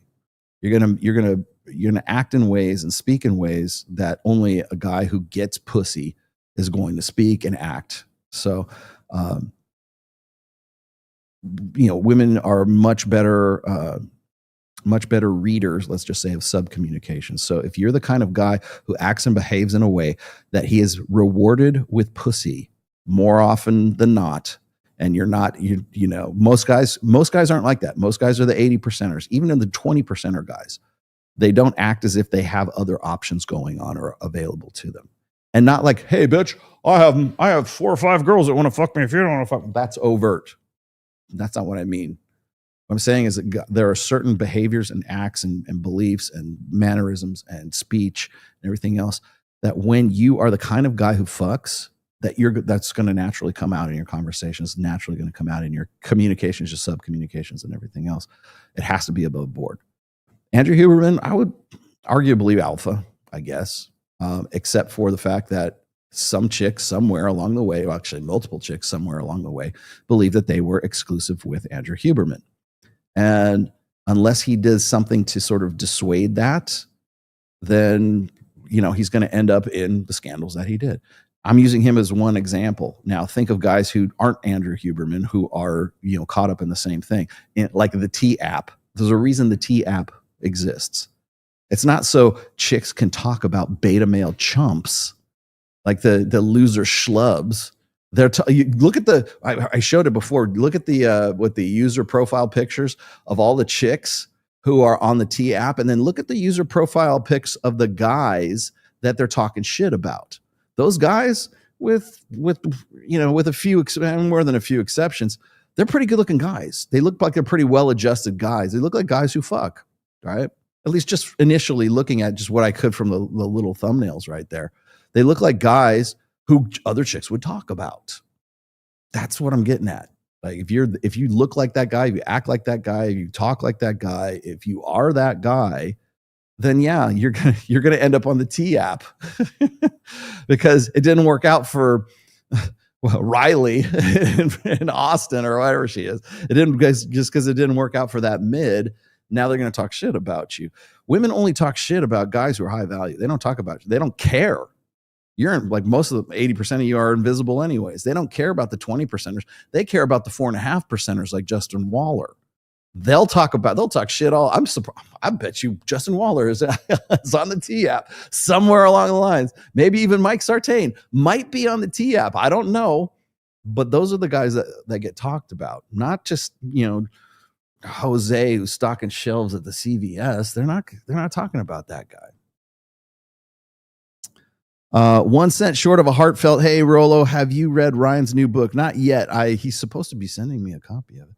I bought the hardcover and paperback to help Couch move to Vegas. I know. Well, this Vegas is officially an asylum state for Canadians. Or was a sanctuary. It's a sanctuary city. Las Vegas is a sanctuary city. Come to Las Vegas. Come to the dark side. We have cookies here. Oh my God. Come to Las Vegas. Speaking of Fresh and Fit, did Fresh got back with Ling Ling, aka God Wants You to Have did he get back with her since you had her on Ask Us Vegas? Very funny. No. If anything, I think she got deported, didn't she? Myron is fucking ruthless, man. Like when Myron found out that Daisy Fit was on this show, he literally went on his other show, like I think the next day, and he called ICE to come and pick her up in Las Vegas. I don't know where he found her or if he got. I don't think they had come to deport her, but because she has other talents, she has marketable talents that we need in this country.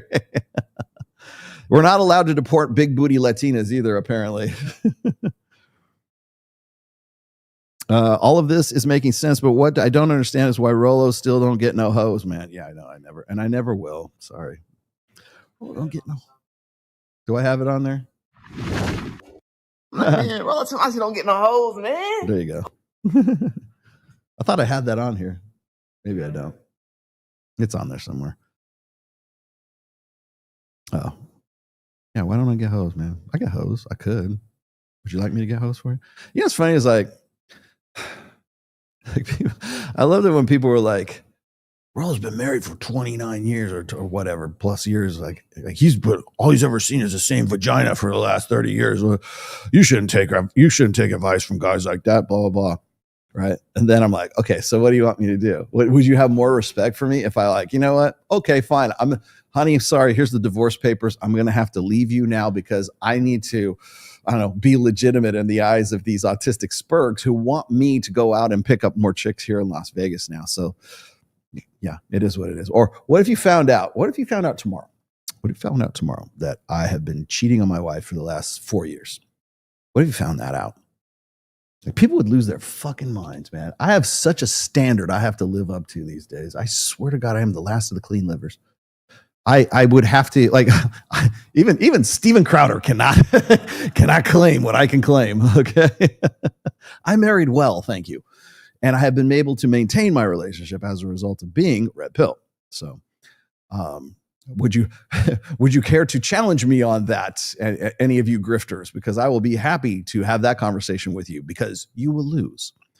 But no, imagine what do you think people's estimation of me, would I be more respectable or less respectable if I had been cheating on I'm cheating on my wife for the last 4 years, and it was with like this smoking hot piece of ass with like the biggest titties you've ever seen, and she's late 20s. I can't go young 20s. Late 20s, right? Maybe early 30s, but she's a complete smoke show. Would you have more respect for me? Would you have less respect for me? Would my words here or anywhere else or my books or whatever, would they be more validated by that or would be less validated by that? I would argue they would be less. Okay. So anybody who wants to say, well, Rollo Tomasi don't get no hoes, like anybody who thinks that the receipts are the hoes that I could get or I couldn't get, would you have more respect for me for cheating on my wife, or would you have less respect for me for cheating on my wife? It's not on me. It's on your perception of me. That's where the real question is about. I'm going back to Tom Likas videos. OG, please do. Please go back because he was proto red pill. Be my guest. I hope you have a good time watching him. Just don't watch anything past 2004, which is I think when he went off terrestrial and went on like Sirius. That's when he kind of lost his mind. He kind of his market share kind of declined the minute he left KLOS in Los Angeles. And let's see. Mystery called RP Angry Access. Did I change him? Call it Angry. I think again, I think it's one of those misinterpretations one more time. Like I think a lot of people think the red pill is the black pill. People think the red pill is MGTOW. People think the red pill is MRAs. People think the red pill is name it, right? They think that the red pill is a practice. That's why. So let's see. Oh, okay. Let's move on to the next thing I was going to riff on today, which is, oh God. All right. I was debating on whether I wanted to, actually, you know what? Let's not do that one first. Let's do Patrick Bet David first. Patrick Bet David was easier. Oh, wait, no, hold on. Let me give you the backstory for this one. Okay. Tom Bilyeau, now red pill. Okay. One more of these guys who can't get away from it. Love it or hate it. You can't ignore it. You can't ignore the red pill right now, including Tom Bilyeau. Now, let me give you the backstory here. Around about, let's see, May of last year of 2024, we had got an invite. I won't tell you from who. We got an invite through a third party to go on Tom Bilyeau's show, myself and Mike Sartain. And this is like when we were still, Access Vegas, we were still at Sticky Paws at that time. And we got the hopeful, opportunity to go on with Tom Bilyeau. We were just ready. We're just going to set a date. Well, the date never happened. And now I know why, because Tom Bilyeau's wife is like very anti-red pill. She talks shit about it all the time. And she is red pill, or she would like to talk about those subjects anyways. But she doesn't want to have me or Mike on or give us any kind of oxygen, right? But I will tell you this is what Tom Bilyeau will do right here. And are not getting laid. And we saw the viral, 2018 stat of like, it jumped up and we just didn't have any stats past COVID. And we're like, do you think it got better in COVID or worse during COVID? And we finally got the stats. To get worse, so. Right? Way worse. Yeah, there's no way that got better. Way so this is the update. Worse. Look at that. Okay, hold on a second. Yeah. Hold on, let's go back. Scoot back on. Yeah, that's fine. Let's scoot back on this. Okay. Actually, take me out of this one for there. Okay. This is faked. This is a faked, done with, like, they probably Photoshopped this stuff. Okay. I got run up the flagpole for reposting this. I was even just doing it as like, just pointed out going, oh my God, I can't believe, like, but this is faked. Okay. I can't believe, like, Tom Bilyeau thinks this is real. Now, what this is like, I mean, look at that, like, up, down, up, down, up, down, like this area right up in here, like on, 1989 through 2008 right there. It goes up and down and up and down and up and down like that. That's the whole thing is just bullshit. These are faked stats. And I mean, you can even, I think this was passed around Reddit not too long ago in some like the incel forums or something like that. So these guys got played, but once again, would not have gotten played had you had me and Mike on there to give you the real story, Tom. Instead of listening to your wife, you should have me and Mike on there so you don't go and rebroadcast complete fabrications, complete manufactured data sets. Bop, bop, bop, bop, bop, bop, bop. But again, why are they doing this? Because they want to cash in on these topics right now. So young male virginity on the rise. Share of young men under the age of 30 report 0 female sex partners since they turned 18. I mean, that is like proper exponential growth.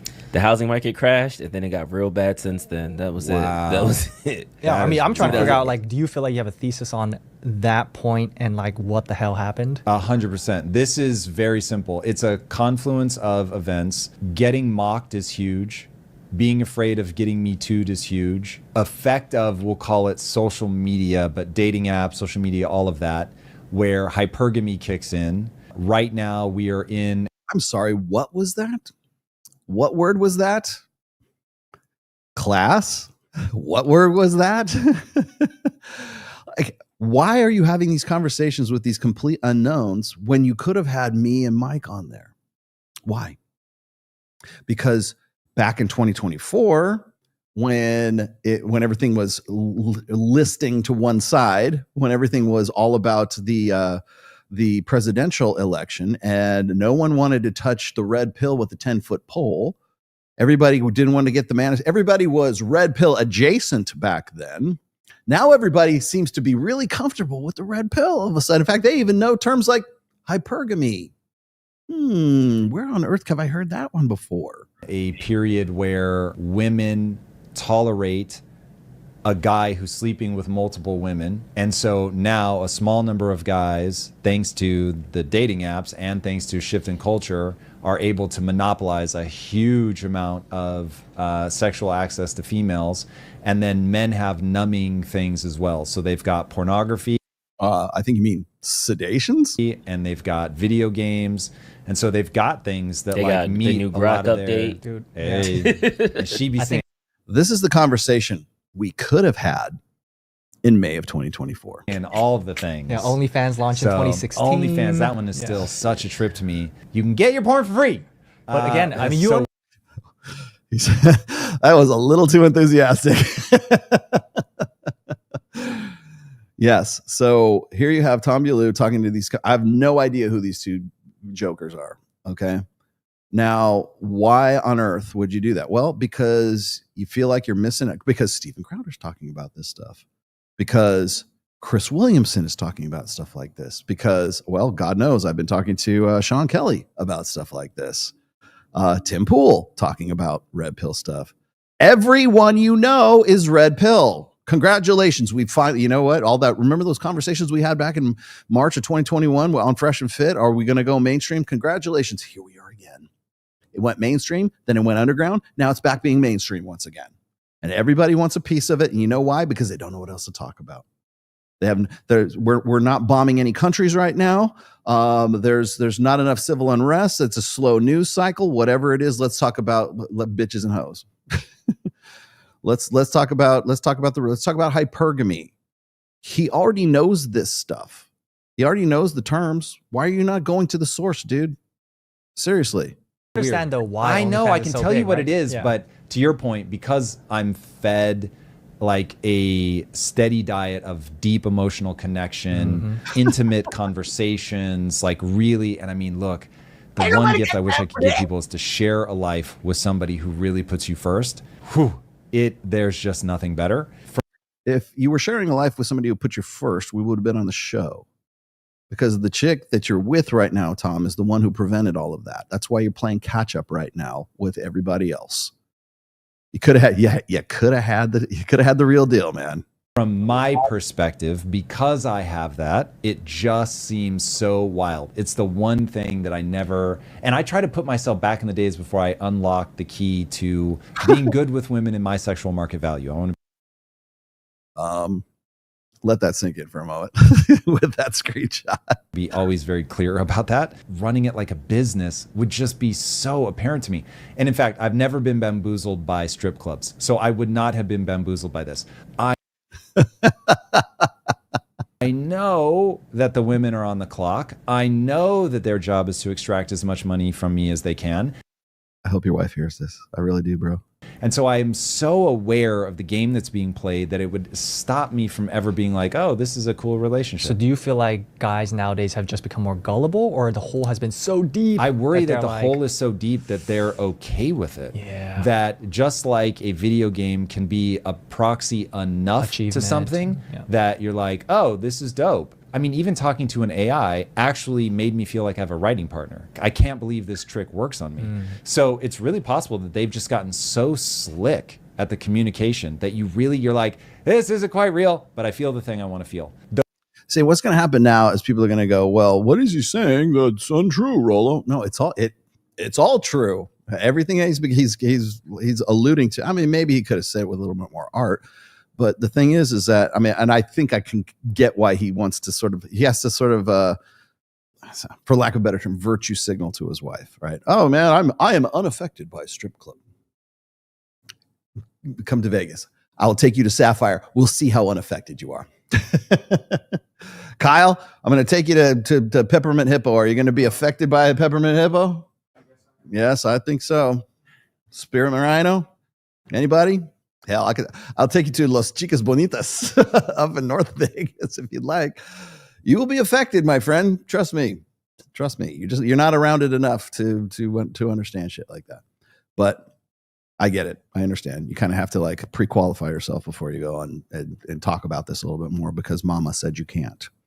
So the thing is, and I should also point out that he's not the only one. Like Dr. Phil, Mama told him what he can and can't do. Runs his show, and there's other. God, I could name a few other people too. Some notables. Who's running your show? Is it your wife or is it you that's running your show? Are you worried about what she's going to say if you start talking about certain topics? Because I'll tell you right now, I am not worried about covering any single topic.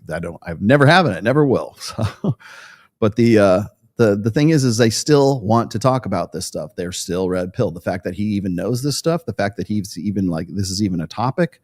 Now, one of the other things that I should point out though, is that you are, and Crowder did this too a little bit. When we're talking about red pill topics, it seems like if you're not a quote unquote red pill content creator per se, right? But if you're like a Tom Bilyeau, if you're like a Steven Crowder, if you're a Chris Williamson, if you are I don't even know, a Tim Pool, if you are a creator that is not, per se, that's not like your unique category like me. That's all I've ever talked about. And it's all I ever will talk about. Most of these guys hone in and focus in on the male side of this equation. Well, guys are gullible. Guys aren't living up to this, aren't living up to their peak potentials. Guys need to become the best version of themselves. Guys need to put down the OnlyFans and the pornography and the video games. And yes, you're right. What about girls? What about the women? Clearly he knows about hypergamy. What about women? What about female nature? Let's talk about the war brides dynamic. Let's talk about the alpha widow dynamic. Let's talk about burden of performance. Let's talk about frame. Let's talk about making approaches. Let's talk about, even seduction, mechanics of seduction with mystery. Are you willing to talk about those things? No, we only want to say that guys need to get off their ass and do something. Okay, well, at least I know that you're that one you can't ignore. And anytime these guys want to lean over into the red pill topics, and now I'm not saying Crowder did this, but like anytime these guys want to at least broach the subject of quote unquote red pill topics, they always start with like, guys need to man up. Guys need to get better, do better. How about ladies, you need to do better. Ladies, you need to dress differently. Ladies, you need to get in shape. Hey, how about this, ladies? How about you don't be 40% body fat on average? Wouldn't that be a radical red pill statement coming from Tom Bilyeau or Chris Williamson? He would lose half of his audience if he started it like that. But it's okay if we say that the pickup artists of 2005 moving from venue to venue to venue is weaponized and manipulative. Why? Because we're talking shit about guys. We're not having anything to do about the women who, by the way, love moving from venue to venue to venue. And then there's a psychological mechanic that goes along with that. And it works time after time after time. And if it didn't, we wouldn't be talking about it 20 years later. Where's that? Where's that analysis? Fucking nowhere. That's where it is. What gets me is this. Is if I go and I talk about female nature in any way, and it is even marginally unflattering to female nature, if I bring up the fact that hey, it seems to me anyways that women don't marry a man, they marry a lifestyle. hell, I can show you video after how I already did show you video after video about like how if a man is not making 38% more than his spouse, that's the precipitator of divorce. Why is that? It's not about love and commitment and open communications and emotional intelligence and all this other bullshit. No, it's about you making fucking money. That's what it's about. So don't give me this bullshit about love and you didn't do enough and blah, blah, blah, blah, blah. No, it's nuts and bolts. Women need to feel that long-term security. They want you to be the man. And how does that exist? How does that manifest? You make more money than they do. So it's not based on love. Love doesn't matter. You know what matters more than love? Money. Money, making more money than she does because she wants to be able to look up to you. Even though she says it's a 50-50 egalitarian marriage between the two of us, you still have to make the lion's share of you have to have excess surplus resources. That's what makes you a real fucking man. Do I believe that in wholesale? No, but that's what they're saying. Why are you not talking about that? Why is that not the jump off point for conversations? Because you'll lose half your fucking audience because you're not about it and you're just on these topics because it's the new hotness, or it's the old hotness that was the new hotness is now the old hotness and then the new hotness and now the new hotness again. That's why. This conversation could not have taken place in August of 2024. It can take place now, but back then it was all about, Trump versus Biden. Or Trump, I shouldn't say, but Trump versus Kamala by that point, right? That's what it was about. You couldn't have these conversations back then. Or like when I'm listening to Dr. Richard Reeves talk about how our boys are falling behind and mental health for men and self-deletion rates, or the rates at which men off themselves. That's the polite way. That's the YouTube friendly way of saying that. We can't even say male suicide. We can't even say that without risking the algorithm fucking us. Why don't we have a topic about that? Why can't we talk about that? Why can't we even say those words on YouTube? We don't start there. No, we start with men need to do better. It's their fault. It must be toxic masculinity that's causing them to off themselves. It must be toxic masculinity that's keeping these boys down. The reason these boys don't want to do anything is because guys like Rollo Tomasi and Myron Gaines and all these other guys who are like, these red pill gurus, Andrew Tate, all these red pill gurus are holding them down. They would be better men if they just didn't listen to those guys. No, they would be less informed men because they would only have you to listen to. But even then, like I said, if you take us away, they're still finding this stuff 24/7. They're coming to this on their own. So, but why doesn't that start the conversation? Because you will lose market share. They don't want to have those conversations. That's why they're worried. They're worried that I'll come on there and start talking about that stuff. And then it might make it into my clips. Let's see. The one that freaks me out more than anything is it really does feel like we saw that DSA, Democratic Socialists of America, where they were talking about the only difference between prostitution and marriage is the price and the length of the contract. And so I'm like, if I'm walking up to somebody who might, right now. if I'm walking up to somebody who might hold that belief, I'm like, and might film me and be like, yo, this guy's a creep. Like when you think about like Aziz Ansari and like what he went through for just being awkward, it's like, yo, that is so crazy. Yeah, Aziz Ansari, who is still married. That guy's a scumbag too, by the way. I mean, was it on? What he's on there with Andrew? What's his name? What's the name of their show? Well, something too. It has a number in it. Whatever, not important. Somebody will come up with it. But no, I mean, Aziz Ansari is probably not the one you want to bring up in this case, Tom. But I understand. See, what he's saying is he needs to be able to dodge the. Yeah, trust me, dude. I read that, and I also responded to Aziz Ansari's thing. I've written quite a bit about Flagrant 2. That's it. He was on Flagrant 2. Yeah, these are the same guys who needed fresh. They needed fresh content. So what did they do? They ran Myron and Fresh up the flagpole for saying they don't dabble in the dark. But yeah, it's. Are they even still around? Oh, that was Akash, not okay. Aziz Ansari was the Aziz was the stand-up comedian. Well, I guess Akash was a stand-up comedian as well. Sorry, I made that. Aziz Ansari, God, that was a long fucking time ago. That was like in 2015, 2016, something like that.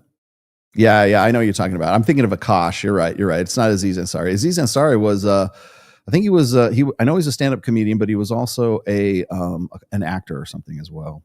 But yeah, I remember that. I remember when he got. Oh, I know what it was. It was the chick that gave him the blowjob, and then he wanted to move it on to having sex, and then she didn't want to have sex, and then she wasn't enthusiastic about it, and so it was the beginning of the topic of enthusiastic consent and whether or not that could be construed as marital rape at that point. So I get why people would back off. I know people have talked about. Well, the reason why he backs off from the fact that the compare, and by the way, not me, but was it Aaron Clary has talked about this all the time. It's cheaper to have a hooker than it is to be married. Like, and you would have more variety. You have more sexual experience and more variety if you just paid for box. Now, am I of that opinion? No, I'm not. But I will say this: he does have. I understand. I do understand. I understand the logic behind all of that. But I also understand the fact that Tom Bilyeau kind of has to choose his words very carefully here, because otherwise he's calling his wife a prostitute. But overpopulation, but now it's all about, we're losing the amount of kids, replacement level. But I'm seeing so much sentiment of like, who cares? This is good. Like, great. Like they don't miss it. Yeah, they're like, this is amazing. Like this is great for our issues. This is less issues. Bad, okay, so I will give the pitch that people always give me about having kids. Because you haven't done it, you don't know what you're missing. That is true about having children. I am well aware of that. Mm-hmm. And so I constantly think about, okay, what's the thing that I'm doing that becomes the trade-off that's going to make that worth it. So first of all, Lisa and I we had a guest on the show that we've gotten to know quite well. Did you catch that jump cut right there? Well, their kids were in town. We're like, oh my God, bring them over to the house. Like, let them swim. All right. We don't need that. We don't need the breakdown of the PTA meeting anymore. That's good enough. Yeah. Tom, you could have had the real deal. Just saying. I'd still go on. If they asked again, I would do it. I don't know. I'm dead sure Mike Sartain would do it. I'm pretty sure we would go do it if they asked us to do that. But again, we're not going to get that call because we're going to be too complimentary of the red pill. And even Mike's not like me when it comes to the red pill. He definitely acknowledges it. Mike's more action oriented, obviously a man of action, right? Mike's offense, I'm defense. They'll probably have more of a problem with me than they would with Mike, because Mike's all about, positivity and building yourself up. And so am I. It's just like I just approach it from a different angle than he does. But I don't think that's in the cards anytime soon. Where's the next one here? Okay. Your favorite and mine, this guy. Share with you guys what Coach K said last night. I think it's important for everybody to be thinking about this.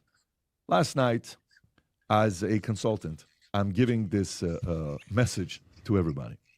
And I was thinking about the entire time, what should I share? So I gave 150 pictures over the years of what we've done.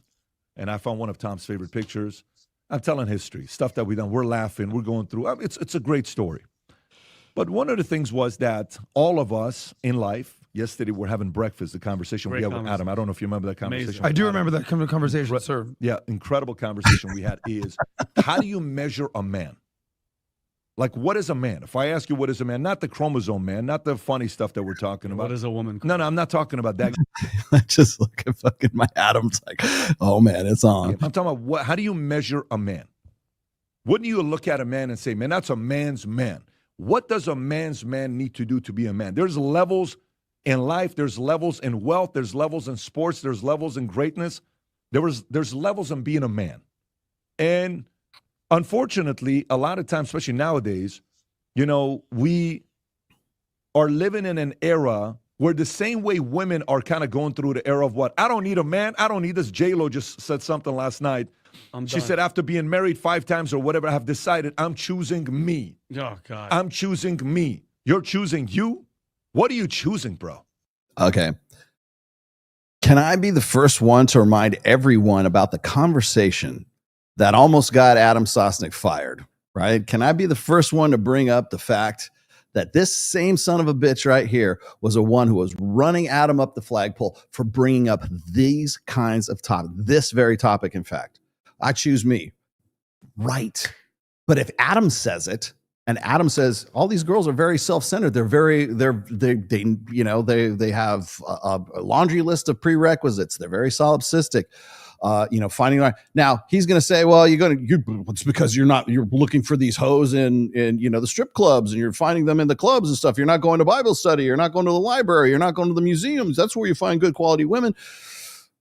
But it's different when Patrick Bet-David brings it up and he starts talking about J-Lo and all this shit. Like, now he's going to get into it here in just a second, but I wanted to make sure that I give you this sorry, bird hands. I wanted to give you, I got to wag my finger so I don't do bird hands. I wanted to give you this sort of as the preamble of all of this, because this is the same hypocrite who gave Adam Sosnick no end of shit for saying pretty much the exact same thing here. So let's listen some more. How old are you? This is it. After 4 divorces and 6 different engagements, 56-year-old singer Jennifer Lopez says she's done with marriage and she's choosing herself, right? I know, oh my God. At 56, who else does she have to choose? She's so amazing. Good for you for choosing you. Good for you for doing this. There's nothing more unattractive than a single woman in her 50s that's wealthy.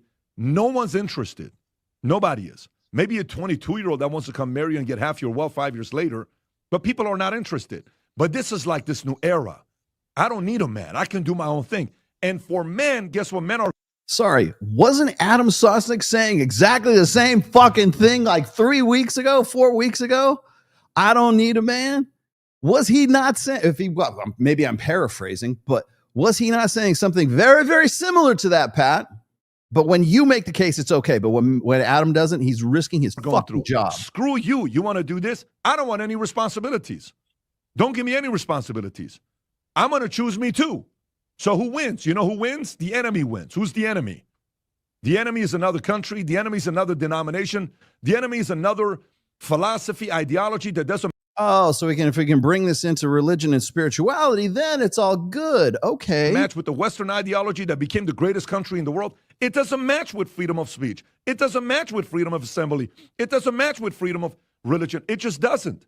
So men are sitting there, they're going on a strike. Screw you. I'm choosing me too. Now what? And so neither one of them are right. So the whole idea of men, we measure men based on more responsibilities they carry. What they do for their family, what they do for their kids. No, we don't, actually. This is the same guy that interviewed Andrew Tate before he even knew he had secret kids. This is the same guy who jumped and flew his happy ass and a full video team out to Madrid to interview Andrew Tate when he thought he was the coolest fucking thing in the world. What they do for their communities, what they do for their state, for their country, for their church. That's a man's man. There's layers to it, right? Sacrifice. There it is. It's all about sacrifice. Who gives up the most? Who can bleed the most? Who can give up? Who has the most to give?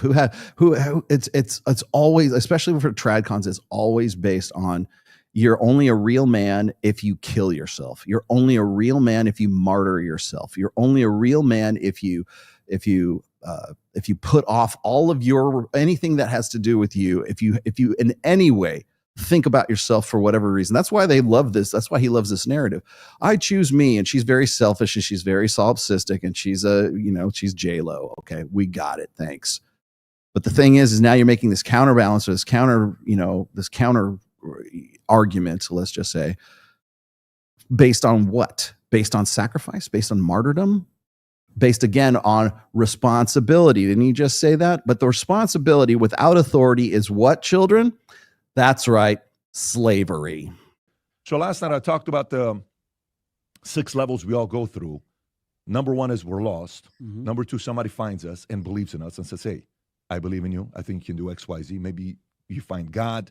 Maybe you find church. Maybe you find a good influence in your life. Number 3, you finally commit. Mm-hmm. I'm going to choose to change my life. Number 4, lifestyle changes.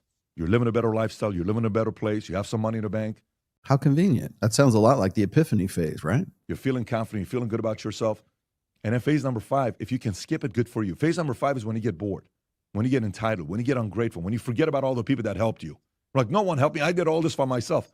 And then finally, hopefully, you go to phase number 6, which is choosing legacy, choosing history, choosing to do something big with your life. And Coach K is speaking on stage. I'm listening to this man, walking up. Him and I are talking, and I'm, if you ever see me taking pictures with Guy, I'm touching his shoulders. I'm like, holy moly, Coach K, you got some traps. It's like, who the hell? I think you guys need to have this put into perspective for you. This is the same guy, and I could show you the video too.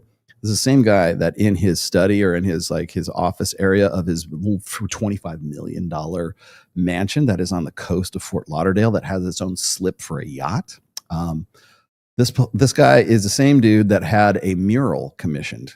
And on that mural are the great thinkers of the world. One of those happens to be Tupac Shakur. Okay. The other one was Albert Einstein, Abraham Lincoln, some F1 driver he idolizes.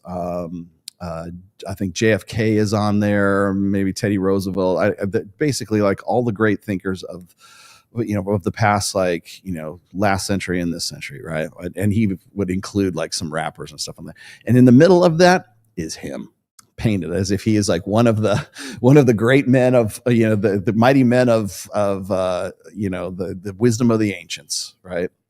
That would be like me, Kyle. That would be like me having me painted in the middle of Randy Rhoads, Eddie Van Halen, let's see, Jimi Hendrix, Lemmy from Motorhead, now Ozzy, Randy, all these people all these great guitarists, over the years.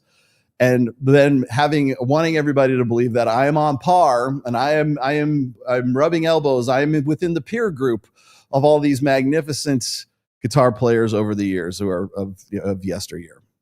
Imagine me doing something like that. You would probably hack up in disgust if you've come to discover that I had some mural hand painted commissioned by an artist to go and aggrandize myself to such a degree. All right. So I wanted to point that out because this is the same guy who's going to tell you what it is to be a man. Now, this is a guy responsibility and civic duty and honor and respect. Really what he's talking about is respectability. I mean, we can break this down to respectability. It's on a hierarchy. It's based on affluence. It's based on status. It's based on respectable. What do you do that makes you respectable? Okay. This is the same guy who would have just a matter of 2 or 3 years ago would have put Andrew Tate on that same fucking mural with him in the center of it. He would have had it. Hey, we've got a little room over here. Can you put Andrew Tate in that? Can you put Donald Trump in there too with us? Right. It's that degree of just fuckery. There's no other word but fuckery. And this is a guy, but it gets to a deeper point here. And the deeper point is this, while it's great to talk about what makes a man respectable, because that builds male dominance hierarchies, basically. What do you do that's respectable? Well, I have a podcast. I have 5 best-selling Amazon best-selling books to my name. I got a 6th one coming out.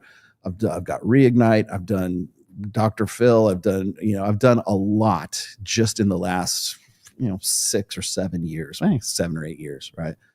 And I still have a lot of irons in the fire. I still have a lot more stuff that I want to do. And I'm not worried so much about legacy as I am about finishing the projects that I think are very important to me right now before I die. And that could be as soon as I walk out that door right now, or it might be 10 or 20 years from now. Who knows? The rate my freaking herpetic neuralgia is going, it might be tomorrow. But the fact of the matter is you can only think about legacy, and you can only think about all these different steps of manhood or whatever the fuck he wants to, whatever template, whatever path, whatever theme we're supposed to follow to be cool in his eyes, right? Remember what I said just a minute ago about if you found out that I've been cheating on my wife for the last 4 years, would that be more respectable or less respectable? Would you have a better impression of me if you found that out because I can get hot bitches, or would you think I'm a scumbag because I've been lying to my wife of 30 years and that I've been banging some other chippy on the side? What would it be, right? what life plan, because I can tell you right now, there'll be a certain number of guys who go, yeah, man, Rollo's great, man. He can fuck this other chick. I know it's too bad about his wife, but hey, man, at least he's 57 years old. He looks as good as he does. He's fucking other chicks. Awesome. Those are his receipts, right? What if my receipts are, I've been loyal to my wife for 30 some odd years. I have a child who is also married. I have all this to Patrick Bet David. Yes, he's a worthy, respectable guy. It just depends on the fucking context. And I wish we could just pull our heads out collectively out of our ass when it comes to this kind of stuff, because I'm sick to fucking death of listening to, because where does this lead? Where does the respectability thing lead? Or excuse me, the responsibility thing lead? It usually leads to self-sacrifice. It usually leads and as I kept saying, is like, you will in this lifetime never be appreciated for the sacrifices you make, particularly when it comes to facilitating realities that women live in. Men are never appreciated for facilitating women's realities. And you can make the bigger picture of that is like, well, the world could not get by without men. You would not have men working in raw sewage. You not have them filling potholes. It would not be the lights would not stay on. You would not have an internet. You would not have a G3 network. You would not have. I mean, you think of all the things that men are necessary for. That's almost cliche right now, but that's the bigger picture of it. And why? Because men will sacrifice themselves for it. One of the things that gets me is whenever I hear people talk about alpha, beta, or sigma. Sigma is the one, right? That's like, oh, I'm a sigma. No, you're not a sigma. You don't know anything about sociosexual hierarchy. So don't say you're a sigma. I love it. It's like when people, I keep seeing these. I'm sorry, this is a little off topic, but I keep seeing these videos or these clips of women who want to say, there's people, we always hear about alphas and betas, but there's a third kind of man, and he's the sigma, and he goes his own way, and he goes against the flow, and he's not red pill, but he's not blue pill, and he just marches to the beat of his own drum, and he doesn't follow fashion. He creates fashion, fashion trends or whatever. He does. He's a maverick. He does his own thing, which of course is bullshit. It's just pro-social alphas and anti-social alphas. But I love it when people want to tell me, or they'll maybe make a whole dedicated YouTube channel called Sigma this or Sigma that. And I'm like, the first thing I would say is, do you know what sociosexual hierarchies are?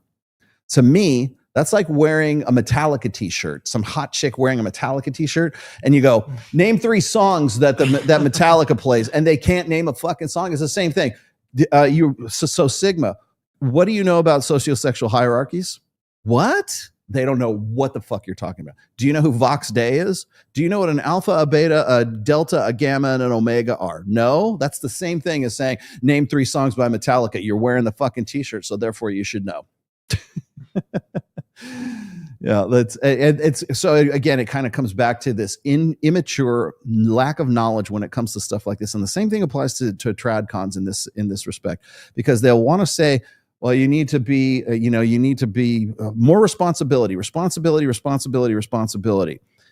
Guys who are in the position of Patrick Bet David, who are conservatives, who have made their money or were interested in their fucking legacies, who've got murals painted on the wall with themselves among the great minds of the past, those guys want to tell you it's all about responsibility, because that keeps you chasing your tail instead of getting bigger dreams and bigger ambitions and moving on and telling pathological personalities such as himself, no, I'm going to be a Sigma. I'm going to do this my own way.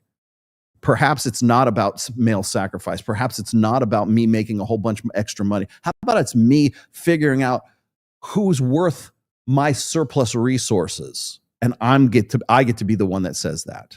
How about this? How about I own my successes? How about I own my failures and I own my successes? We always talk about accountability amongst women, like, oh, they don't want to take accountability. You know what that comes down to? Real accountability is owning your successes, but it's also owning your failures. The reason why women are never held accountable is they're very accountable when it comes to their successes. When they have made their bag and they're very, very full of themselves about this, about making the money, getting the education, being quote unquote if you look at it, they're what makes them respectable.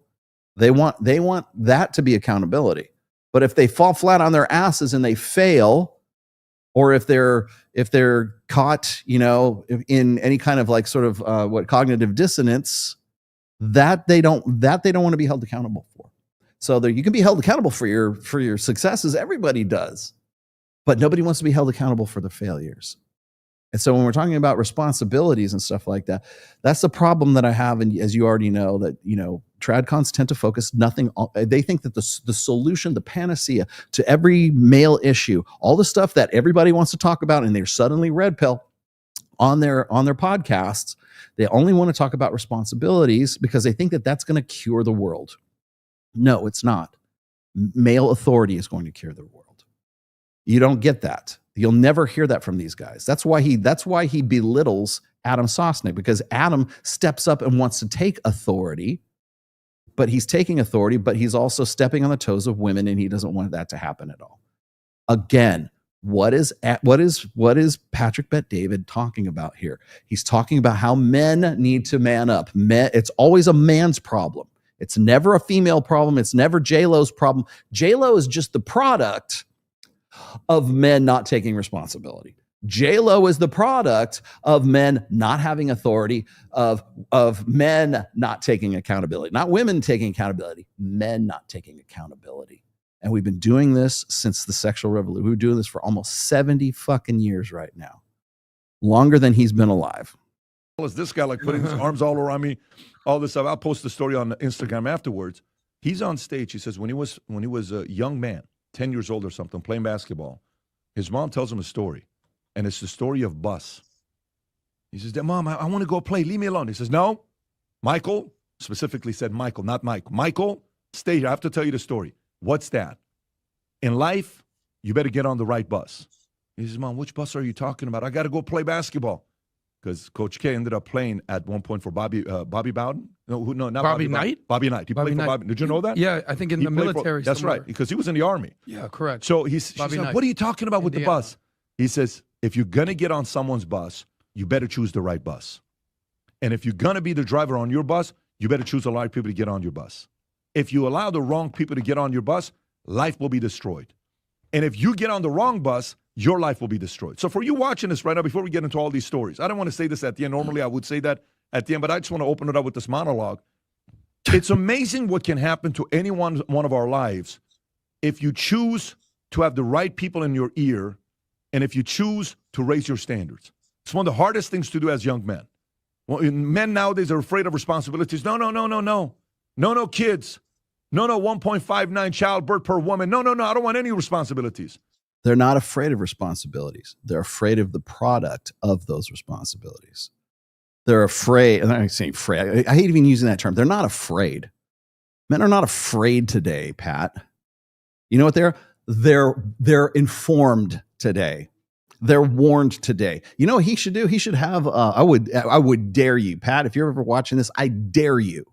I double dog motherfucking dare you to have James Sexton on your show. Dare you to have him on there and let him cook. Of course, he's going to cook anyways because he'll just talk over you. I dare you to have James Sexton on your show because he will rake you over the fucking coals, man. All this stuff about, they're afraid of responsibility. They're not afraid of responsibility. They're afraid of getting raked over the coals because they've seen it happen enough with their fathers, with their uncles, with their brothers, with their best friends. They're not afraid of that. They're just like, this seems like a bad deal. Part of the get on the bus or drive your own bus kind of shit, that's also making good decisions. It's also using your critical thinking skills. Again, if somebody comes to you and they have a bad deal, if somebody says, hey, I'm going to sell you this truck and that truck is way overpriced, or a house or whatever, if they're selling it, here's the terms. You're going to sign the mortgage, or you're going to sign the deed, are you going to sign over to, the car payments or whatever for this, the title of the car? Do you want to, you would look at this and you go, fuck no, this is insane. I would never sign on to something like this. That's part of the bus. That's part of having discerning mind. That's all these guys are doing.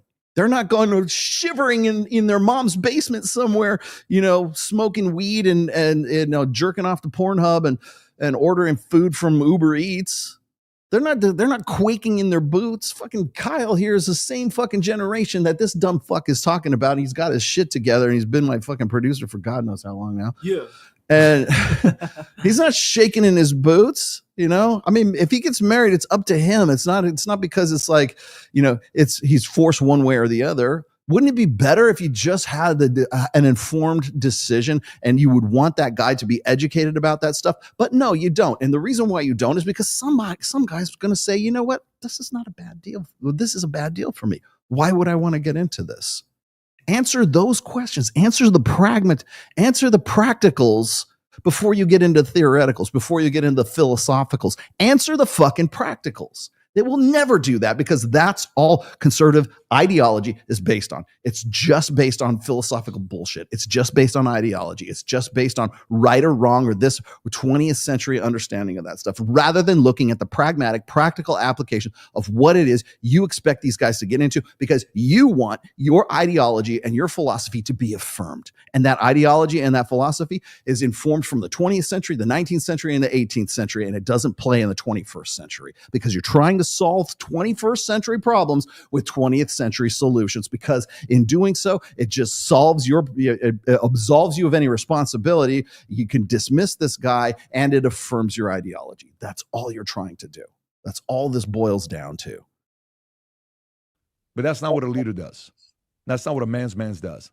That's not what a man that wants to be look back later on when they come to your funeral, they're looking at you saying, holy moly, this man changed my life. No one cares. You're not going to die. You're going to die alone, dude. No one's going to carry your fucking, you know where you're going to end up? You're not going to be put in the ground. You're going to go up the fucking chimney. That's what you're going to do. You're not going to die with all these. God, I hate this shit. You heard me say this, right? I think I was on with Coral. Like one of the things that got me, I'll give you a quick precursor here. When I was on with Pearl, one of the things I talked about was I remember getting into it with Sneeko one time, this fucking genius, this philosophical giant of the 21st century. And I was saying, I don't want to die with, with like a Hallmark, Lifetime, family series with, being grandpa in the fucking bed and, it's okay, grandpa, go into the light. We're here for you. Your wife's holding your hand and your grandchildren they're all surrounding you as you pass into the next life. Cue the music and the credits go up and that kind of shit. I said, you know what I want to, how I want to die? I want to die driving 150 miles an hour in my Camaro, listening to Slayer, Angel of Death. That's how I want to go out. Oh, that's so stupid. That's cringe. But what sounds good to you? Being grandpa in the Hallmark, Lifetime series, or going out in a blaze of glory? Better to burn out than fade away, right? What would you rather it be? Would you rather go out in an assisted living place? And here's the funny thing is you're not going to die that way. You're going to die in the middle of the night from complications of pneumonia, or because some orderly neglected to give you to turn the fucking IV on or some shit like that. That's how it's going to be some medical thing that they're going to sweep under the carpet, right? And you're not going to have time to say your last goodbyes or anything like that. It's not going to be like, that's the bullshit. And that's the thing what gets me with Patrick Bet-David. It's like, well, at the end of your life, when they're giving the eulogy, nobody's giving you a fucking eulogy. For the average guy, for most guys, what's going to happen? It's an inconvenience. Your death is an inconvenience. Trust me, I've dealt with enough people dying. My mom, my dad, my other people I've known. And yes, have there been funerals or memorials? Did I go to Pat Campbell's memorial? Absolutely, I did. But you know what? Once that was gone, that was gone. I didn't know I don't know where he is. I don't know where they buried him or if they buried him at all. Same with Kevin Samuels. Remember when Kevin Samuels died? You know what the first thing Andrew Tate said? People will forget about this guy in a month. And you know what? Mm-hmm. They did. Do you know where he's buried? I don't. Did they send him up the chimney? I don't know. What did they do? Nobody knows. Nobody cares. Because we move on. Because everybody can't be inconvenienced for anything other than themselves, man. Dead ass serious. So like all this bullshit about, at the end of your life, they're going to talk about this and this and this. Like, just delete my browser history. That's all I need to do. I just don't want that on my legacy. I don't want that on my ledger. Then you're good to go. Right? This is my father. Men are sitting there, women are sitting there at your funeral saying, I am so proud to have had a relationship with this person. And that kind of a person only happens when you choose to make a decision in your life. And it's not easy to do. It's very hard to do. But I just wanted to open up with that. Do whatever you want with the story. Last night was just a very special night for me. I've been in this business for 25 years. I'm done with him. Every monologue is just like it's like this virtue signaling that just it's like, it was a very special night for me. Let me tell you how great I am. Let me stroke the ego. You know, at his eulogy of this guy thought a lot of himself. Conceited. This guy was conceited as fuck. Yeah, and he made it work. I'll give him that. He does make it work. Myron is gay. No, he's not. Myron is gay. Lost a girl to a roller skater. I heard that story too. Because Angie was a professional rollerblader. Oh, yeah. Is there such a thing? Can you do that? I guess maybe there is. What, you do it at the X Games or something like that? Yeah. Apparently there's some dude that she was doing competitive roller skating or skateboarding or rollerblading with. I don't know. You guys tell me. I just work here. Okay, last one. This was too good. So, example number 4 for today's show. This is the last example for you. I promise it won't be that long. But since we're on the topic, where did you go?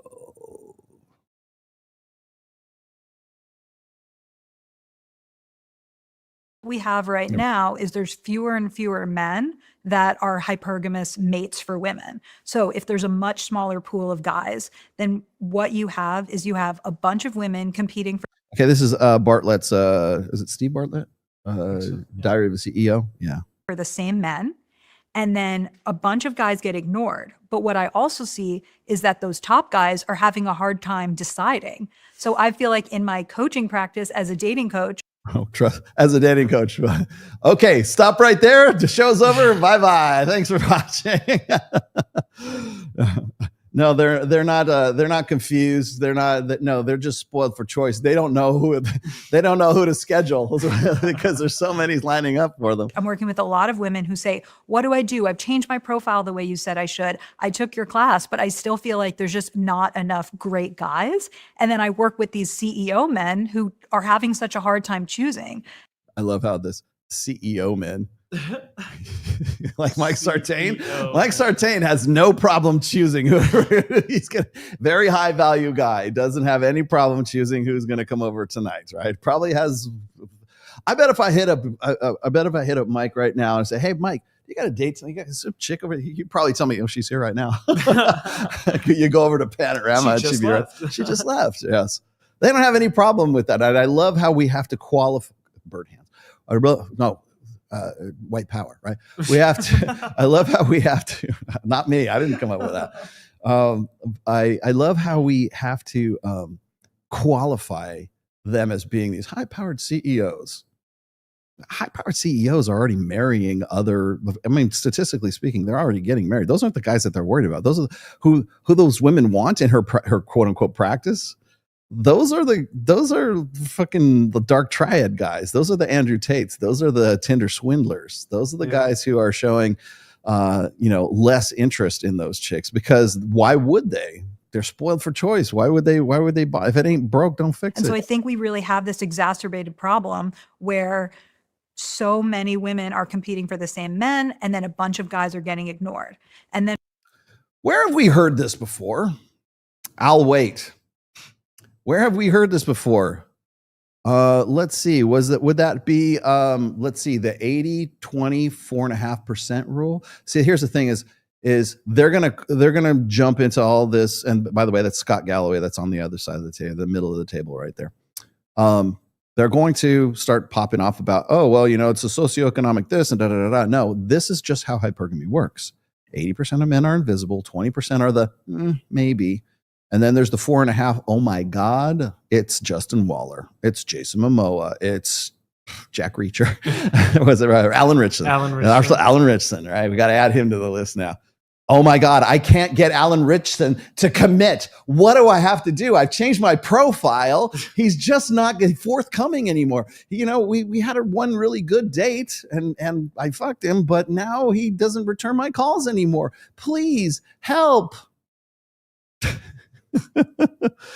What they're not going to tell you is they're not going to tell you how hypergamy actually works. The thing is it's not the 20%ers that she's hoping they'll get with. It's the 4.5%ers that will only do. That's why. It's not guys being assholes about it. And what ends up happening is, where do those guys go? And they go online. That's what you see. They go to porn. They go to porn, or they go to Reddit. I mean, I love Reddit, but they're really going to some of these red-pilled communities. And so what you're seeing now is... And receiving an education in female nature that you would never, that Steve Bartlett will never put on his show. He'll put Destiny on the show 2 or 3 times to tell us about the state of masculinity, but he won't go to anybody who actually knows what the fuck that they're talking about, and including these two right here. It's just men really opting out of society. So when you go back to that stat, 1 in 7 young men in the UK is NEET, not an employment, education, or training. They have just opted out. And as Scott says, there's nothing scarier than a single man. Yes, because if they get together, they fuck shit up. All you'd have to do to, like, if you wanted to start civil unrest in the UK or anywhere else for that matter, ban porn, ban weed, take away video games from them. You will see just how motivated those guys are. Suddenly, all those of that 1 in 7 becomes 1 in 2. You know, soon all of those guys, when you take away those sedations. Yeah, the only reason we have those guys is because of the sedations in the first place. Young single man. And so we are just creating a lot of these angry young single men who are saying, well, this is rigged against me. And so that's why I am worried about the rise of people like Andrew Tate. And if we wonder where the... Because the red pill begins and ends with Andrew Tate, right? A lot of these angry young single men who are saying, well, this is rigged against me. And so that's why I am worried about the rise of people like Andrew Tate. And if we wonder, where are the dads, where are the men? Well, men are finding these father figures, but they're finding them online, and they're not the father figures that I would choose for the majority of men. Sorry, did you catch that? That I would choose. Why are you the authority on this? Why is Scott Galloway the authority on this? Why isn't Andrew Tate the authority on this? Why am I not the authority on this? So from your perspective, from her perspective, from Bartlett's perspective, from Scott Galloway's perspective, whatever, we're all in agreement that it should be a certain way. What the fuck is that way? I love it when people say, well, we need men to we need fathers to teach these boys proper masculinity, or some variation of that. We need to have or I hear this all the time from Dr. Richard Reeves. He was just saying something to the effect that he was hoping that there could be some sort of initiative, I don't know whether it's in the US or the UK, to hold boys back 1 grade so that they could have more time to mature or something like that. And I'm like, no, fuck you. Let's put more male teachers. Let's incentivize male teachers instead of having them raised as defective girls. And you won't have to hold them back a single grade level, because all we do is repress our boys when it comes to education. And I was happy to put these stats up there. There was one experiment that they did where they would grade reading levels of, like, students, like teachers would grade reading levels of certain students higher if they didn't know that the student was a boy. If it was a blind, like if they didn't know it was a girl or a boy, they would grade that particular paper based on the merits of the paper. If they knew it was a boy or they knew it was a girl, they tended to rate the boys lower than they did the girls. Why is that? Because we live in a gynocentric society. That's why. So when we talk about, oh, this is not the way I would have them do it. Well, how would you have them do it? That's what I would love to ask this chick. Well, so what would that be? Tell me what you think proper, good, positive masculinity. What does that fucking look like? I've asked Dr. Richard Reeves this too. They can't tell you either. They won't give you a definitive answer to that, because that answer sounds a lot like being a bitch. It sounds a lot like being female. A more perfected male is more feminine to them, rather than embracing masculinity in all its aspects. I've said this before, there is no such thing as toxic masculinity. There is only masculinity and the aspects of it that are complementary or are detracting from a female imperative. So, as I said before, the same masculinity that causes the firefighter to run into the burning building and save the baby from the burning building and run back out with it is the same masculinity that prompts that kid to go and do those dangerous jumps across, high, how they do those jumps across the high rises and do base jumps and do bungee jumps and do like crazy, or I know what it was, jumping like way off cliff diving into the water. I see these videos all the time. It like freaks me out. I'm waiting for the one where the guy miscalculates and he's like right onto the rock. They never show those ones, but like who they'll find these places, bodies of water to jump into, and they're so scary high, and then they jump like, would you do this? No, of course you wouldn't. And they take a rock and they throw it out there to get to judge. Okay, that's how far out I need to jump, not to die. I have to be the rock. So then they go out and jump. That's the same masculinity. You just think it's toxic because it's not serving a female imperative. It's not saving a fucking baby. It's using it as a guy wants to use it. And that, again, goes against what Patrick Bet-David was saying, and it goes against what this chick is saying. Who gets to decide? Remember the video that I showed about like, oh, men should be shamed. And if you feel shame, then you're honorable. Who gets to decide what I feel shamed about? Who? Me. That's who. Me. I get to decide that, not you. You don't get to tell me what real masculinity is. You don't get to tell me what the kind of masculinity that you would agree with. I get to decide that for myself. And that's what scares the shit out of Scott Galloway, this bitch, Steve Bartlett, Patrick Bet-David, Tom Bilyeau, all the rest of these guys who want to be in this space, and they're just dipping their foot in the water here, in the red pill pool just a little bit, because they know there's sharks in there. Rollo Tomasi is one of those fucking sharks. I'll come up and drag your ass back down into the water because you don't want to talk about the stuff that is substantive. You don't want to talk about, you don't want to be asked what's your definition of a good positive masculinity. They don't want to have that conversation. They want to go into friendly territory. And so I'm really worried about this because I feel like women are saying, guys, you need to step up because I can provide and I don't need that from you. And guys are not prepared to rise to the occasion. What are women looking for? Scott talked about height. Yeah. So I would say, I work at Hinge, but I do think that apps have perpetuated this issue around height, because if you can set your height filter to something, then you might set it higher. And then it's as if you have the dating app is a club and you're literally having bouncers that prevent a bunch of guys from even getting into the club. So many women in the US set their height filters at 6 feet. Wait, I'm sorry. I didn't think it was about height. I thought it was about socioeconomic. I thought it was about CEOs. Is positive masculinity being 6 foot high? Should we go to get the tape? We got the tape now. We got the tape up on the wall. I got one of those measuring. What is it? Measuring tape? It's a chart. It goes for like 4, 5, 6, 7. It's like top one is 7. It's like the kind you see like if you're running out of like you just bumped off a 7-Eleven and they want to tell how tall the perp was. So we got it right over here on the wall right now. That's basically what it is, right? It's like so if I'm under 6 feet, then what am I supposed to do? You got to be more positive. You got to make more money, right? You got to what is it? What's your positive masculinity thing? You work at Hinge, for fuck's sake, right?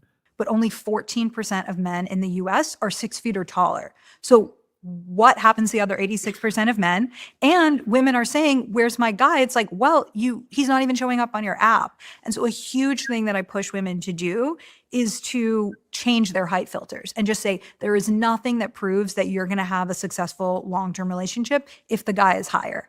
I'm married to a short king. I love it. I feel like I really found this gem. And I think that so many women are missing out on great potential partners because of things like height. Scott's point as well about they will date. So it is biology, right? And I love how it's like, oh, these guys need to take responsibility and man up and all this stuff. It's like, But what if I can't because I'm under 6 feet tall? I'm 5'11" for fuck's sake. I don't even meet the minimum height requirement. Okay. And I'm 1 inch below it. One of the men in the top 10%. Yeah.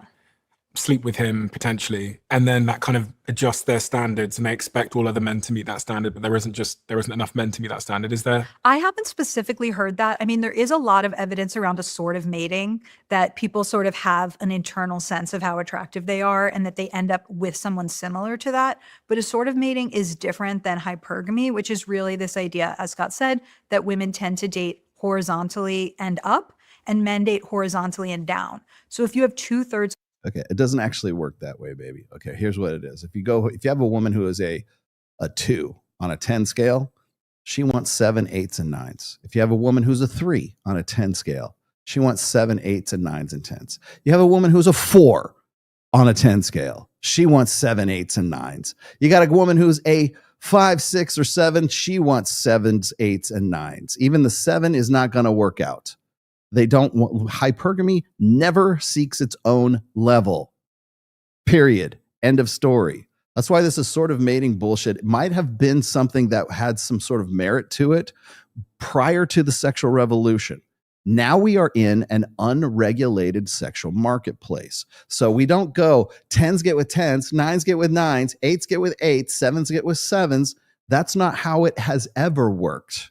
Because if it did, women would not be going for the top 4.5% and seeking them out, and to the point where the only those kinds of men are worth taking any kind of initiative to meet in the first place. She should know this. She just said it 5 minutes ago in the very intro of this video. She should already know that. Assortive mating used to, from a social perspective, it might have had something to do in a localized sexual marketplace. Sure.